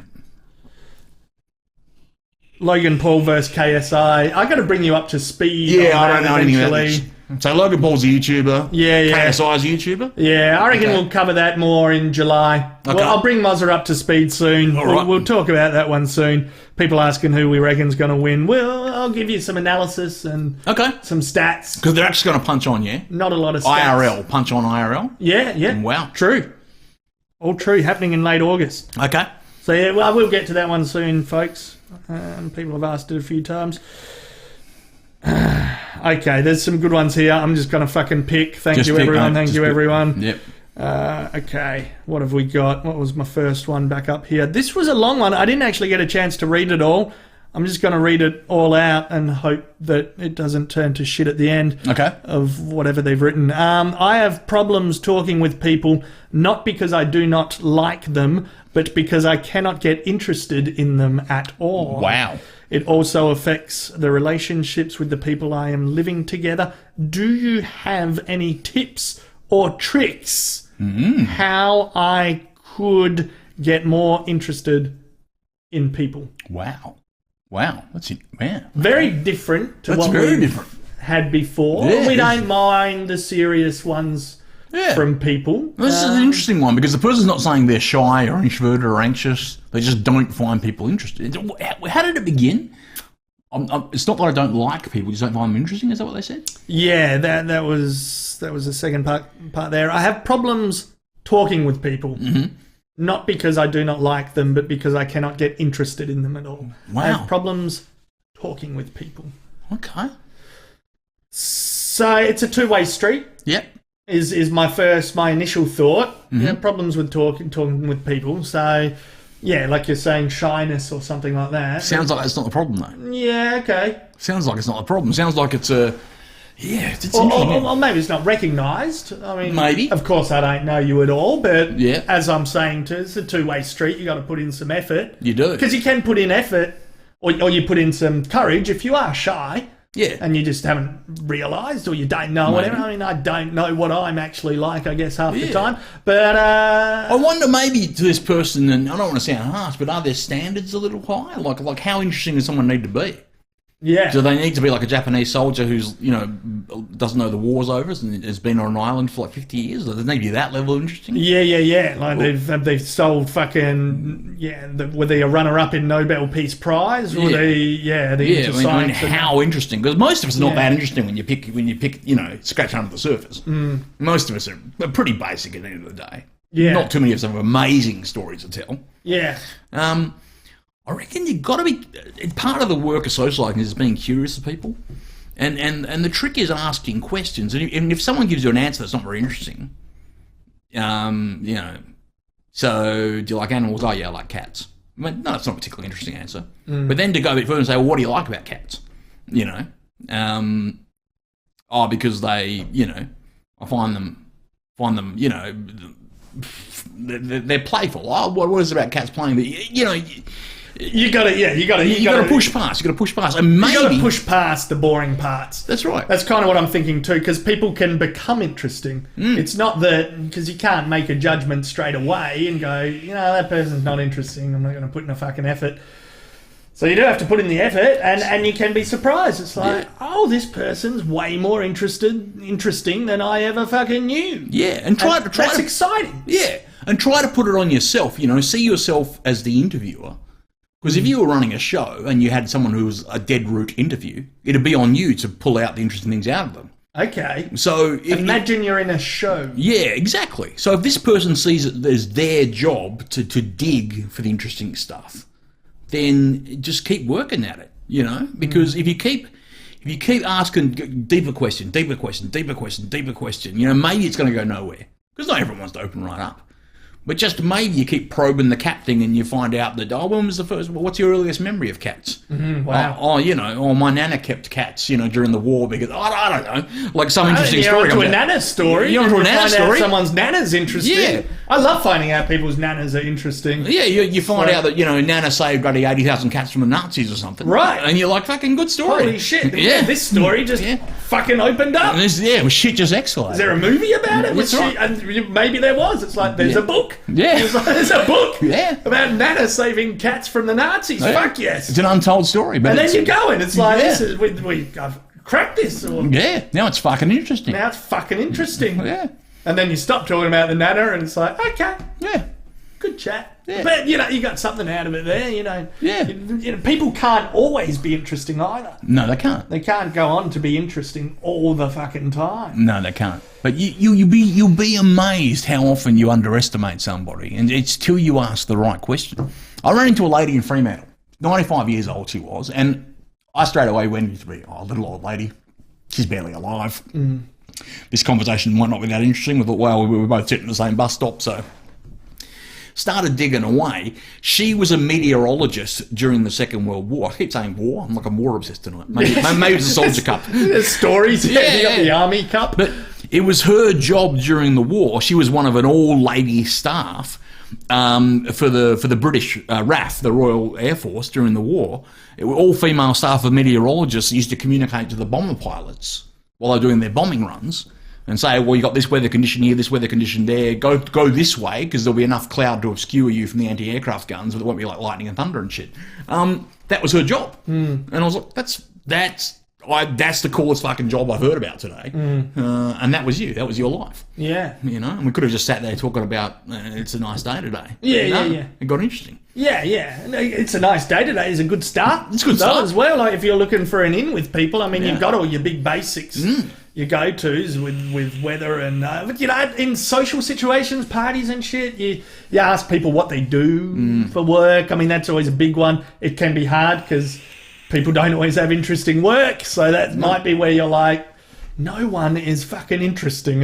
You try to open up conversations. So what do you do for a crust? And maybe be prepared to be that dickhead who just, maybe prepared to make a little bit of a fool of yourself. Maybe ask that question that sounds a bit like, so what are you passionate about? Just go there. Go straight away. And some people are a little bit shy to jump straight to something like that, but you never know what answer you might get. Yeah. The questions are a big one. Yeah. Questions are a big one. Yeah. I mean, you could be right. Maybe people aren't interesting, but I reckon there's some interesting people out there, so don't rule it out. Yep. Just, have a go of... Which is why you're asking too. You want tips. Yeah. So, you're thinking about what you can do, and that's awesome. So, questions and curiosity and perseverance to a degree. Unless you can always get out of a conversation easily, I reckon. Unless someone's really wanting to just talk at you. Yeah. That's hard. Yeah. That's hard. Or they're just giving you nothing. They're giving you nothing. Let's move on. Next conversation. Well, that's where I reckon it's easy to get out of it. Because, if you are asking questions and you're persevering and you're like, I'm making an effort and I'm trying to socialise, I'm out of the house. And this is boring as batshit. It's boring as batshit. Yeah. And then it's easy to move on from someone else. It's like, hey, cool, I'm going to go, there's a snack station, I'm going to go get some fucking snacks and some punch. And I'm going to get some carrot and dip. Yeah, get some carrot and dip. Yep. And regroup with myself for a second, a bit of regrouping. Someone might approach you too. Be open to being approached as well. Yep. And just ask big questions. Just go there. What would be the most frightening thing in the world to you? Just do it. Just consider yourself the interviewer. Don't go too specific. Don't go, have you seen Ant-Man and the Wasp? Don't know, because it's kind of a yes/no question. Could be a good conversation if they like movies. If they do, could be a good conversation. But if you're just meeting someone for the first time, you don't know what they're into. Yeah. What type of environment? I don't think they said what type of environment. Also affects the people I'm living together. Housemates. I mean, that's another layer. Getting to know housemates and having an interest with them and becoming friends with them. That can be really tricky too. Like if you're share housing and you want to break into that zone of people who are living together for a convenient arrangement to friends who do shit together. Yeah. That's a tough one. And if you are living with housemates who are genuinely boring, that is difficult. Right, you got to go elsewhere with your social life then, I guess. Maybe don't worry too much about that. I mean, it either kind of works or not. Yep. Like you already know who you're moving in with, or it's someone you've already known and it's a friend, or if it's not, I mean, you might be able to tell early on when you're doing the thing of looking at the house, you got a room, and you might be able to tell someone you can get along with. If you kind of know you can't early on, but great location, great rent, then focus on those things and go elsewhere with the socialising. Just always keep it amicable, I suppose, when you're living with people. Don't put too much pressure on yourself with the people you're living with, because I think you know from the outset if that's going to be good. But any other situation, parties and whatnot, yeah, questions, curiosity, and just keep giving people a fair go. Yeah. Keep an open mind, listen to them. And if after 10 minutes of chatting with them you decided on day you're genuinely fucking not interesting, well then, you don't just strike out a few times. Maybe Mozza and I are right and we'll have to eat humble pie. Yep. Everyone's not interesting. 7 billion people. Yep. All fucking boring as fuck. Just looking for jobs. Just sleeping. Yep. Just fucking going to sleep again. Yep. Having breakfast. Yep. Having a poo. Yep. Asking about the weather. Yep. You could be right. You could be right. The more I talk about it out loud, just don't make an effort. Just fuck it, you're right. No. Make an effort. Yeah. Okay. Hopefully that's helpful as well. How do you psychologically prepare for having a doctor feel your genitals? Wow. Wow. Amazing questions tonight, people. I mean, you guys are really firing up. Yeah. How do you psychologically, so not physically, how do you psychologically prepare for having a doctor feel your genitals? Oh, there's a lot to this. Yeah, I would say this is physical, but it's also psychological. Make sure you're going clean. Make sure you're going clean. Yes. Like shower, like do everything you, treat this like you're about to hook up with the hottest person you've ever hooked up with. Because you want everything just sparkling.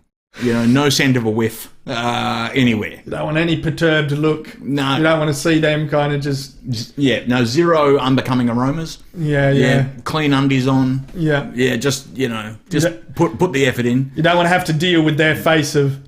Yeah. Oh. Is that a rash? No, you just haven't had a shower today. Yeah, you don't want to see that. No. You don't want to see that. So hygiene, Moz. Yeah.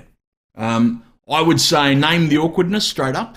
I would say, just come straight out with, Doc, this is awkward as hell. I've kind of tried that, and I don't think it went anywhere. Yeah? Because they're so serious, medical professionals. They are serious. Fuck, I've had my genitals touched a couple of times. Well, I mean, I got once, he did the finger up the bum thing. Yeah. Because I had hemorrhoids. Yeah. Fucking annoying, I don't know, but I was like, I think I got hemorrhoids, that's what everyone's telling me. He's like, well, give us a look. Yeah, give us a look. Yep. On your side. Yep, straight up the date. Yeah, just pop right in there. Yep. And I maybe made a joke I'm about guessing it to be at first. a glove. I don't remember what joke I made. Yeah. I probably tried that, just own it straight up. This guy's about to put a finger up my butthole. Yeah. I'm just going to own it and make an upfront kind of quip, upfront kind of comment. Make some... Not even a joke. I don't even know what it was. One of those old universal hack jokes, like, aren't you going to buy me dinner first? Yeah, one of those. Just an upfront comment, yeah. I suppose I made, which sounded kind of like what you were recommending, and I don't think he responded. No. So then it's kind of, I'm like, okay, it's all business. Yeah. It's all business. So be prepared for it to all be business. And the fact they are all business, that's a psychologically important thing too, to remind yourself, to this person who touches junk for a living, I mean, not in a lady of the night kind of way, but they are a professional junk toucher of one form or another. Because GPs, specialists, buttholes and various other bits and pieces dangling around down there, or not in the case of a lady. They see it all the time. They've seen every shape, every size, every problem. To them, it is unremarkable. Yeah, there is, because to us as individuals, our junk is very special. Yeah, it's very special. It's particular, and we worry about what people think of it. We worry about how people judge it. Is it cold outside? Is it all those? Is this the best of my junk to present? They don't give a shit. No, they don't give a shit. And it's very important to remember psychologically. You're going into a sterile environment. Yeah, and you're not going to be able to out sterile them. You're not going to be at your poker face. I don't know. You're going to crack. You're going to make an uncomfortable joke. Yeah, which is all fine. Yeah, it's all fine. Yep. Go for it. Yep. But it is business. Yeah, but just remember that it's not at all remarkable. Whatever you've got going on down there, not interesting to them. Yeah, well, the other time for me was my kidney stone. Yeah, okay. Yeah, like that couple of years ago. Got to the point where they're like, you know what, we're going to go up the dick hole. Up the dick hole. And I went along with it. Yep. I was like, you consented? Okay. I consented. Yep. I signed the dick hole forms. In I went. Yep. And you've got a lot of people, I mean, I don't know, because you're under the anaesthetic as well. So I don't Well, know. Under a general, they knock you out? Yeah, 4 people. They fully knocked you out? Yeah, wow. 4 people around your dick hole. Yeah. which you've never seen before. No. You just more people coming in the room, and the anaesthetist is like 10, 9, 8, 7. There's like a fucking party walking in. Yeah. Like, I don't know. Bringing about in this. like the. I can piss it out. I can piss. Give me another week. Yeah. And then you're fucked. Yeah. So. Yeah. I don't know where I'm going with that. No, you've just. You just gotta. It is a humiliating experience. You just got to accept that. You just gotta go with it. Yep. You gotta go with it. You're like, yep, my junk's gonna be out. It's going to be out. It's gonna be out. It's gonna be viewable. It's going to be a bunch of people I've never met and will never see again. Yeah, it's gonna be silently Yep. scored or judged. But you Yeah. know what? Yeah. Not thinking about that. Yeah. Not thinking about it. Yeah. Because it's a health issue. It is a health issue. So that comes first. And they are Before any professionals. sense of pride. Yep. There you go. Before any sense of pride, Yep. the health issue needs to be addressed. Yeah. Don't worry about it. Yeah, that's right. And that's you've got to remember the what's going on. Like I say, and I'm harping on this point, but that's just, it's not a social situation; it's a professional situation. Yeah. So if you've got your dick out at a party, people are going to talk about that. You know, you're risking people, someone taking a photo and whacking it on bloody Instagram. You're risking that. That's on you. Yeah. That's totally But on what you. if people are in the room at the hospital?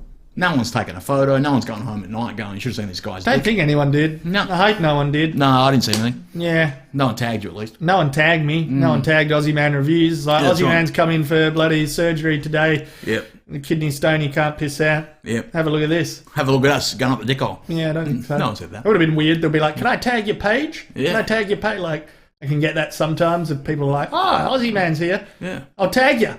Yeah. Don't tag Don't me. tag me. Nah. Don't tag me on the No. kidney stone surgery. Yeah. Don't need to be tagged. Don't say Aussie Man was tagged in the dick hole room at the hospital. Don't say that. Yeah, the only thing that backfired for me was that they didn't need to do the procedure in the end. Oh, really? Because I had pissed it out. You had? And it hadn't come up on the scans. So or you had an whatever. unnecessary dick I hole. had an Sam. unnecessary dick hole probe. And that's hard to accept afterwards. Yeah. Knowing that your genitals were out, Yeah. they never needed to Well, be. having genitals out is one thing, but a dick hole probe. That's Well, obviously, yeah, Yeah. that's terrible because I'm pissing blood for 24 hours. Mm. But then the thing of like I've had surgery and I've been in there and I never needed to be, and my dick was out. It just kind of adds to it. Yeah. It was out. Yeah. Never needed to be. Yeah. So that's hard in hindsight. So I would also say if that happens to you, if your genitals are out and you find out they never needed to be afterwards, just don't worry about it. Yep. That's all I've been able to do. I mean, you can report the practitioner for not paying attention. So I'd recommend that. It's good. for not bloody no attention to detail. But if you end up in a situation where your genitals never needed to be involved in any of this, No. you just got to move on, I suppose. Yeah, and I thought I had moved on. But and this do has be opened wary. This has opened up a wound. Yeah.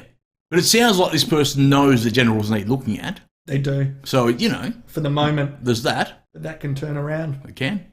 And they'll be like, they never needed to be looked at. Mm. So the paranoid person in me now says, protect your genitals. Don't let anyone near them, especially if they're going to make you piss blood. Well, if they're going to make you piss blood, that's bad, yeah. Yeah, second guess. Get an extra... But maybe... voluntarily get an extra ultrasound or a And I'm scan. probably too shy to follow this advice, but maybe someone needs to swing completely the other way. Maybe we need to be totally comfortable with getting our dicks out of the doctor or our lady bitch. Yeah. Whatever we happen to have. Ultimately, I do agree with you there, Moz. Yeah. It's the key point is it's business Yeah. at the end of the day, and it's health business, and Yeah. there's no point overthinking that. That's right. Just go into the first thing you say to the doctor. Did you need to see my dick? Yeah. And he's like, well, no, you've got tonsillitis. Just open your mouth. And you're like, yeah, sure. Because I'm happy. I've showered. I'm good to go. General check. Yeah. It's not time for a general check. No. You get general checks as you get older. Yeah. Have you had your bloody... Oh, mate. You've had a general... With your some prostate? strange things. Some strange Have things. you had a prostate? I've had the prostate, yeah. You've had the prostate. Yeah. You've had the Yeah. bit of the old... Say with me, with I've my had- hemorrhoids. I feel like I keep going in when I shouldn't. No, Like yeah. I should have just got a cream. Keep it on the I DL. need someone to do it. Yeah. The issue's with me. Nah. Maybe I'm searching for... Oh, this is a bad Nah. psychology. No, to go you've down. got to... You just accept. It's like a, Yeah. You're like, the body's like a car. You've been driving a long time. Yeah. You need to get it checked. Get Yeah. it up on the hoist. Yeah. Get someone to have a look underneath. So you're pretty good with it? You don't overthink it too much? When I was younger, I used to get very self-conscious about it. Yeah. Whereas now I'm like, whatever. Yeah. Like, How often do you have to do the prostate check as you get older? Well, the problem is, Not the problem is, the good news is these days they should be able to tell with a blood test. They shouldn't have to go up the date. Oh. But occasionally my doctor will say, I could give you a test for, a pathology request for the bloody blood test. You could go, you'd come back, or I could just do it now. Just go up to date. And I'll admit, I've hit a point in life where I'm like, well, do I want to fucking go home, drive back in tomorrow, have a blood test, wait 4 days? Do I want to come back to the doctor next week? Or do I just take a finger in the date and just get it done? Time versus... Exactly. Just getting it over with. Yeah, whereas if you'd asked me that when I was 25, I'd say, no, I'll take the blood test, thank you very much. I'll take the easy test. Yeah, I'll be back, I'm not doing anything. No, that's right, I'll clear my calendar. I'm available. I'll clear my calendar to avoid a finger up the bum. Yeah. Whereas now I'm like, no, stick a finger up the bum. Just fucking... Just gotta find out. Yeah. We gotta find... It's for my own health. We want to know. Your own health and well-being at the end of the day, so... No. Yeah, medical industries. Yeah.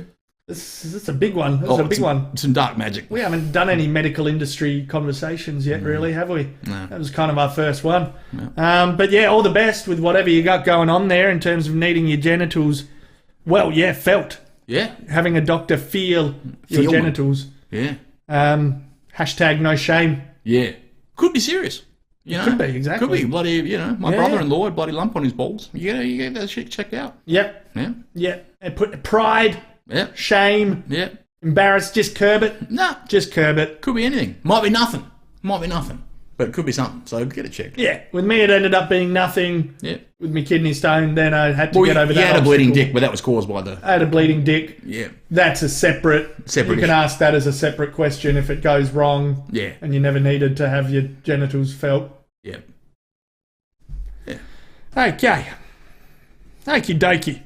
How we go? Fuck, we're having a good night. This is fun shit. I reckon we will...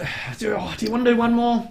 You want to do one more? I'm feeling maybe one more. I've got no, we're back on Wednesday, though. Are we? Actually, I haven't given people an update. Have you finished your energy drink? No, I've got another mouthful. You got another mouthful. Yeah. Let's try and do a quickie. Okay. Because people are having fun. We got that thing where more people rush in at the end. Yeah. Which I think is maybe in North America, waking up in bed and they're like, Yeah. Aussie Man's on. He's on the line. Yeah. So people kind of rush in at the end here. So yeah, if you are just joining us, welcome. Thank you very much. You've missed a bunch of conversation, but it's all going to be up on the second YouTube channel, which is called Aussie Man's Podcast. There's also Soundcloud, which is called Aussie Man's Podcast. There's also iTunes, which is called... iTunes, Aussie Man's Podcast. Yes. Good. Oh, we got it. Try to build on our fucking... Yep. We can share the informational stuff too. That's good, yeah. Yeah. I'm all about information. Yeah, we can share the business informational shit at times. So yeah, if you've just joined us, you can play catch up throughout the week with full shows and clips across SoundCloud, YouTube and iTunes. So yes, welcome, thank you. And also consider subscribing. There's $5 on the Twitch. And yeah, we really appreciate all the support that you guys give this show. We've been having a fucking good time. Okay, look, let me just check the shout outs. I'm still deciding if we do one more or not. We're back on Wednesday. Yeah. That is worth. Well, should we do a quickie? Let's do a quickie. We'll do a quickie. Let me check Streamlabs and the shout outs. Oh, we got 3,000 bits. Fucking Danny 3,000. Might, you legend. Bloody hell. Danny Might is fucking coming through on the bits. Danny Might is going to pay for your island wedding. I think Danny Might is going to sort out our renewal vow. You'll have to invite him. Weddings. You can have him introduce Pearl Jam at the wedding. Yeah. Danny Might, he and or she, not too sure. That's true. These usernames are tough, people. That's right. No, we don't know. Thank you, There's Danny no need Might. to know. There's no need. No. There's no need. Any general life advice for? We can do Danny Mites. Okay. What was that why one? not? He's handed over 3,000 bits. Give him something. Yeah, Danny. Her. Danny Might. We'll get to yours then for those 3,000 bits. So I think I've talked occasionally about doing it as a subscriber only feature or something. Yeah. But I'm not strict We don't enough want to to do go that. down that road too much. I'm not business savvy But in enough. this case, we'll do a cash for comment for Danny Might. On this case, In this you ca- nailed it, Danny Might. Yeah. You fucking nailed it. You've got our attention. You've got our attention. With your 3,000 bits. With your 3,000 bits. Yep. On the leaderboard again. Someone else last bit of my bits. Oh, that's H2D2. Thank you again, H2D2. Bloody legend. Fucking legend.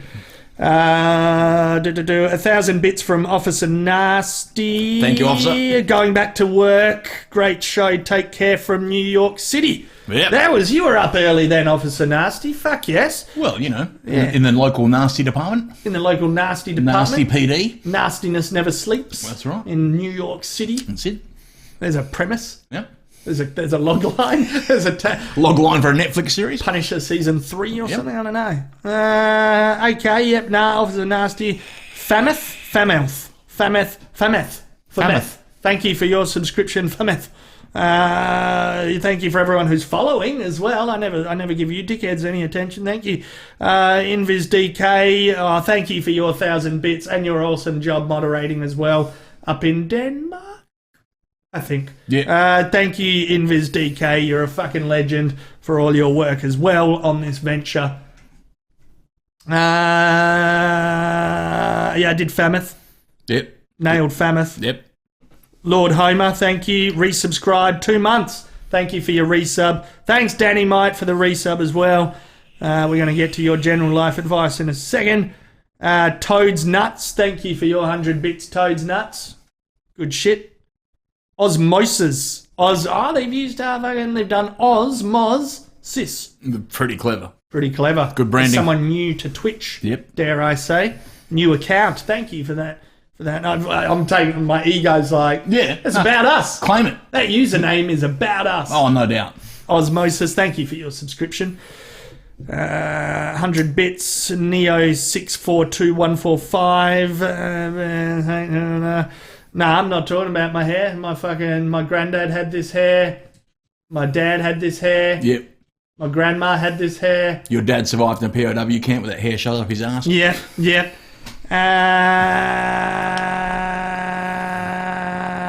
I'm Mr. Pinky. Thank you for your resubscription. 2 months. Good to see some people resubbing. That's very exciting. It's a good indicator. We must be doing something right. Yeah. So that's good shit. Aaron70, cheers for your sub. First time you've caught Us Guys Lives. Us Guys Live. He says, cheers, you beautiful bastards. Cheers, Aaron70, you beautiful bastard. Neo, Aaron. Yep, subs. Mistral 101, thank you for your sub. Simpering Bunyan. That's good. That's great. These usernames are sensational. Very good. Thank you for your sub. Titty Sprink. That's playful. Sounds like a bit of a sex act. Yeah. Yeah. You want a titty sprink? Yeah, it sounds a bit like a money shot in the... Yeah, anyway. Don't need to dwell on it. No, we don't need to elaborate. We don't need to review that. Yeah. Great username. Thank you for your fucking whatever you did. You sprinked on us. Oh, dear. Sub. Thank you for that sub. Officer Nasty again. Cheers. Flying Kiwi. I did that one. Totally did that one. So thank you everyone there for your subs and your bits. Good shit. Oh, Dan's got a new shot. Look at that. It's a wide shot. We're getting to the 2 hour mark and I'm like, let's keep going. So Dan's like, all right. We'll throw it wide. New shot. Yeah. People finally have proof that we're in the same room. Right. It's not a bloody hoax. Yeah. Because they were getting conspiratorial there for a while. They were. The amount of comments I saw. Yeah, it was a bit of flat earth shit going on. They were like, Mozza and Ozzy man are not even in the same room. Milton is a mastermind behind it all. Exactly. The way it's shot. Yeah. But we are in the same room. We are people. I did not see one of those comments across YouTube or Twitch. Some more bits. Adrian San 19, thank you for your 100 bits. Fuck yes, mate. Lazy Teen Gaming, cheers for your 4 bits. Hello from the NT. Nice. Northern Territory. Love it up there. No speed limits. Really? No, not once you're out of the city. Wow. They don't have a lot of cities, let's be honest. Darwin. Yeah, just get out on the bloody road. Bloody fang it. Fang it with no consequences. I've not been up to when was the last time you were in Northern Territory? Oh, that was on tour a long time ago. Yeah? I think 2000 and... Oh, shit, right back. More than 10 years ago. Wow. Yeah. Yeah, I was Darwin in 2013. I liked it. Yeah, I liked it a lot. I mean, the weather. You got to adapt. You've got to adapt. Yeah. To that bloody tropical climate. But I like it. So thank you for joining us from the NT. Lazy Teen Gaming. Okay, we're on to it. So Danny Might has fucking wiped everyone off the table. There's one time we're open to he questions. or she has flopped the water 3,000 bits. Yeah, just went, fucking talk to me. Just bought the strip club. Yeah. Bought the strip club. Yeah. Laundering money through it. Yeah. Whatever Danny Mite wants, Danny we Mite oblige. gets. Yeah. Danny Mite gets. Yeah. Danny Mite's the new kingpin in fucking Perth Twitch streaming community. It was always going to happen. It was always going to happen. Okay, Danny Mite, general life advice. This will be our final conclusion for the show. Is there a more specific question than that? No, This one's general life advice. just general life advice. Oh, shit. We gotta narrow this down somehow. Yep.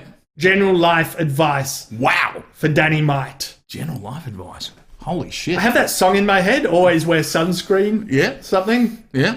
Does anyone remember that? I do. Yeah. Yeah. That was a hit. It was. Always wear sunscreen. Yeah. Give that a YouTube. Do you always wear sunscreen?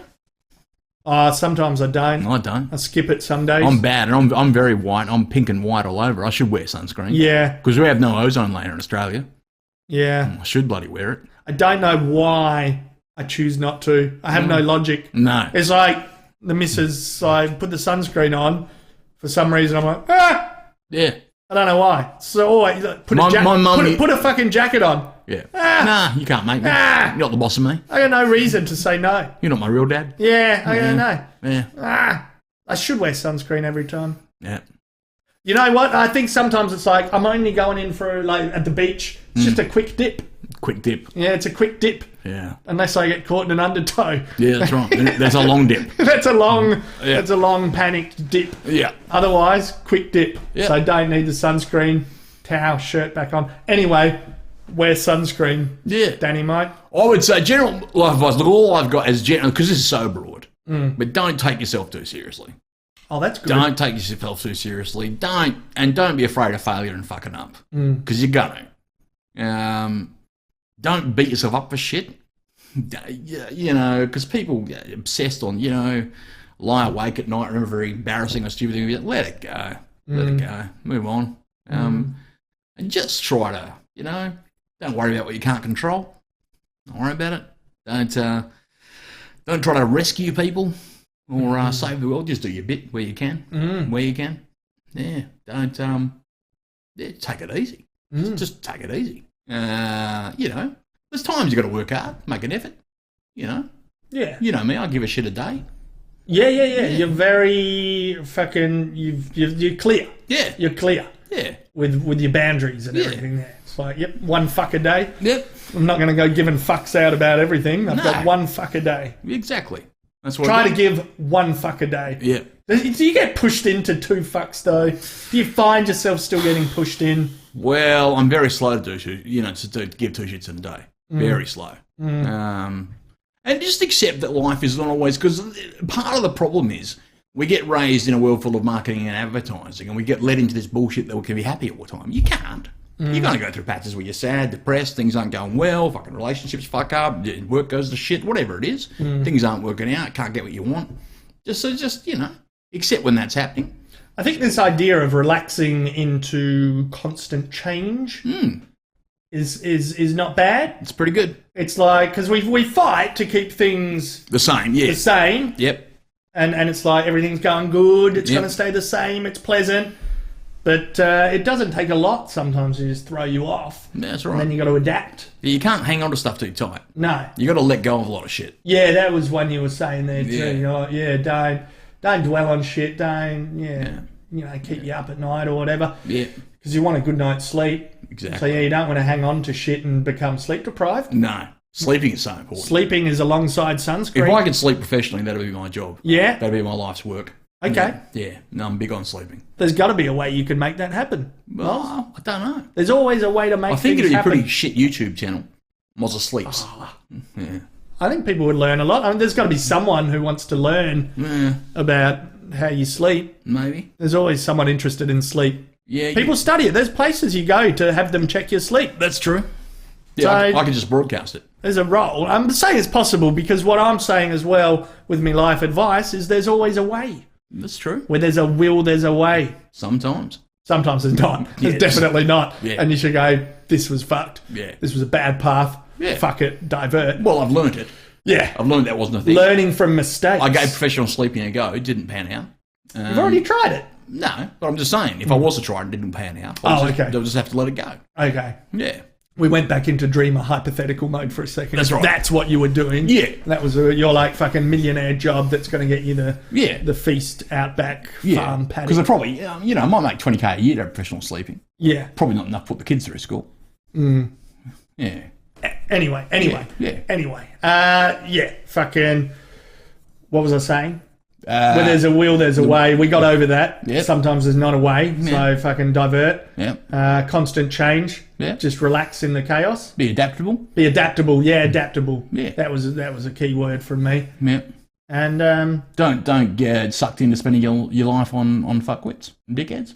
it's a big one. Yeah. It's a big one. Don't let your time get sucked. No. Yeah. Time sucking is something you got to keep track of. Yeah. All right. I think we've talked about time a couple of times. We have. On here. We've devoted some time to time. We've devoted some time to time. The power of the word no. Yep. I'm big on the word no. Oh, no. I can't buy into this positivity, this premise of yes man, Jim Carrey fucking... I can't remember if there was a deeper level where it's like, you can't always say yes.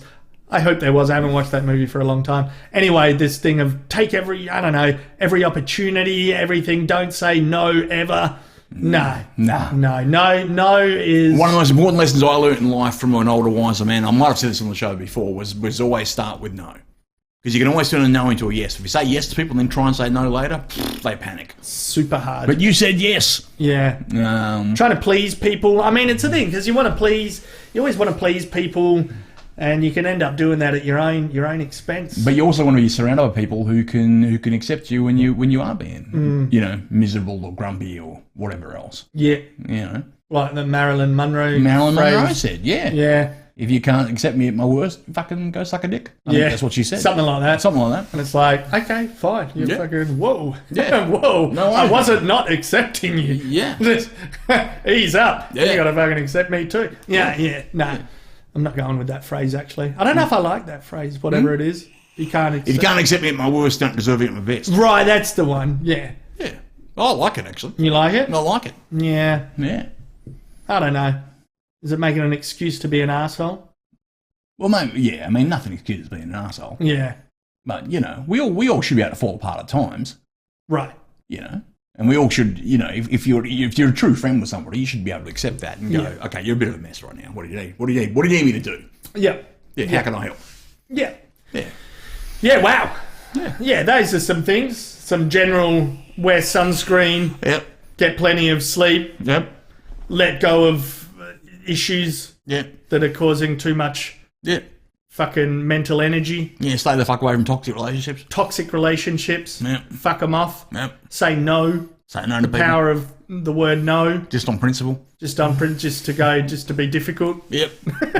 Because you can work it up from, because backtracking and being a yes man. Yeah. And going, you know what, I shouldn't have ever said yes. Yeah. Yeah, I find I do that a bit sometimes in day-to-day Aussie man business. There's opportunities all the time. Oh, everyone's got opportunities out there. And I can't take them all on. Nah. It's not possible. You can't. It's not possible. Yep. So you just got to go, yes, no, yes, no. You get a bit militant about it, but sometimes you still say yes and you got to renege and go, fuck. No. And I hate being that guy. It leads to drama. You got to try and pick it early on. Yeah. So saying no early on is good. Well, you learn your limits. Yeah. Learn your capabilities and your limits. And fuck, Most there's a important. lot. There's so much. There's too much advice. Maybe. Yeah. Just stay chill. Be yourself. Yeah. Let's just throw out the cliches now. Yeah. Just unless you're a fucking arsehole. Yeah. In which case, tone that down. Change. You should tone that down, yeah. You should tone that down. Yeah. Self-awareness. Yeah. Try to be self-aware. Yeah. Try to accept that you're responsible for most of the things that happen in your life to some degree. Oh, that's good. You are the common denominator in your life. Yep. You never experience. Blame. Yeah. Don't go on the blame train. No. Yeah. And that's not to say if someone's just being a fucking, being a fucker and fucking you over, that's not to say... We can't stress that enough. Yeah. Yeah, but ultimately, if you're moving from job to job and consistently copping shit from people the same way every time, maybe you're a small part of the problem. Maybe. You could be. Maybe. It's worth or at least ask the question. At least ask the question. And don't be afraid to ask for help. I think that's a big thing. Oh, wow. Yeah, that's good. I think that's a big thing. Biggie. Fucking tick that off. Yeah. Well, yeah, that's another thing of going to the doctor and having your fucking genitals toyed with. Not toyed with, having your... We did a health one if you've just joined us earlier. Yeah. Putting pride and things aside as well. Any shame or embarrassment or pride. That's about not taking yourself too seriously. Yeah, that's what I'm liking it. Yeah. I'm likening it to. Yeah. Is that if you're going to the doctor and you got to whip your genitals out for a health check, don't worry about it. Yeah. If you got to ask for help, don't worry about it. Yeah, yeah. I think, we get fed a lot of, you're the star of your own story, you're a unique and perfect individual, all this stuff. And it's like, that stuff's all good for building self-esteem. But ultimately, the most freeing thing for my life has been going, I'm not that important. Because if you take yourself too seriously, I don't know. Yeah. You can end up feeling let down, like you're not doing enough, or just judging yourself too much. I always find binge watching Carl Sagan on YouTube. It's very good. It's good. You realise you're tiny. Yeah. That's very humbling. Yeah, exactly. Yeah, I would say general life advice. Yeah. Watch Carl Sagan as it's well. Good. Yeah. And the pale blue dot. Yeah, that's Because, good. anytime you're letting your ego get out of hand. Yeah. And you're getting arrogant and you have to be thinking about, is there a problem with something I'm doing that's causing me fucking issues? And just watch some Carl Sagan. It'll bloody bring you back down to earth. That's right. Yeah, it's good shit. Yeah. Nice. Yeah. Okay. All right. Well, we fixed that. We fixed that. We fixed life. Danny might. Yeah. He and or she just had to spend roughly $200 to $300. Yeah. 15-minute session. Yeah. To get some broad, all over the shop advice. Yeah. Yeah. No worries. Yeah. Some broad, just pop it off the dome. Yeah. Whatever comes in. Yeah. Like, that and that. Yeah. And try to do that. Yeah. It's not, we're not high maintenance. It's not like we're judging everyone at this level. No. No. Not at all. So don't listen to people's advice. Yeah. Is the final. Oh. Opinions are like assholes. Everyone's got one. Right. Yeah. That's a good one. Yeah. Okie dokie. Well, that concludes the Friday show, everyone. We are back on Wednesday night, funnily enough. The reason for that is I am travelling on 5th of July through till the 8th of July. That's like a Thursday to Sunday, so that's fucked. I'm going to Brisbane for a footy game. For your Lions? For me Lions, yeah. I've never been to the Gabba. So I'm actually going for the first time ever. Yeah, and I'm doing a bit of work. I'm doing some content. So I'm away for that trip for 3 days there. So we're going to do a Wednesday night show, which isn't far away. So you'll end up with a double dose within a week there, pretty much. So if you can join us for that, sweet. If not, no worries. All the catch-up clips will be on the second YouTube channel, Aussie Man's Podcast. So we'll fucking smash it. And then we're going to have a bit of a breather. You've got just me on the 13th of July. Dan the Tech Guy is a rostered day off. I was like, no worries. So that's all good. We'll just do Aussie Man solo on July 13th. We can do some ASMR again if you want. That was weird. That was a creepy night. Yeah, a little bit creepy. I reckon I smashed it though. Oh, it was something. My whispering voice. Yeah. Maybe it helped anyone with any sleep issues, I don't know. But I can do that again, ASMR, retro gaming, and just a general chat for a bunch of questions that I missed. People have asked kind of very specific YouTube questions over the weeks as well about making content on YouTube. So I can kind of answer those kind of tech kind of career questions or some shit. You'll launch some bloody careers. We don't need it. I don't need everyone here. I don't need to waste your time. I can't tell someone how to get started on YouTube. No, so you guys can talk to me about that shit one-on-one, July 13, and then July 20, the band is back together. So that'll be a big show. So we smash out 2 in the course of a week here, and solo show July 13th, back together July 20, July 27. Who the fuck knows? I want to do something experimental again, probably, and just be like, it's nightclub night, and there's like 50 people in here. Wow. That's not an idea that I'm cooking. I'm not. Not yet. We're not ready for 50 people. I don't think so, but I do want to do a live show at a pub soon in Perth. A live stream in front of a live audience. Is a goal. Okay. At some point. Yeah, so we will get to that. Those are all the latest ideas anyway, or having call-in guests is another idea Dan and I have been kicking around.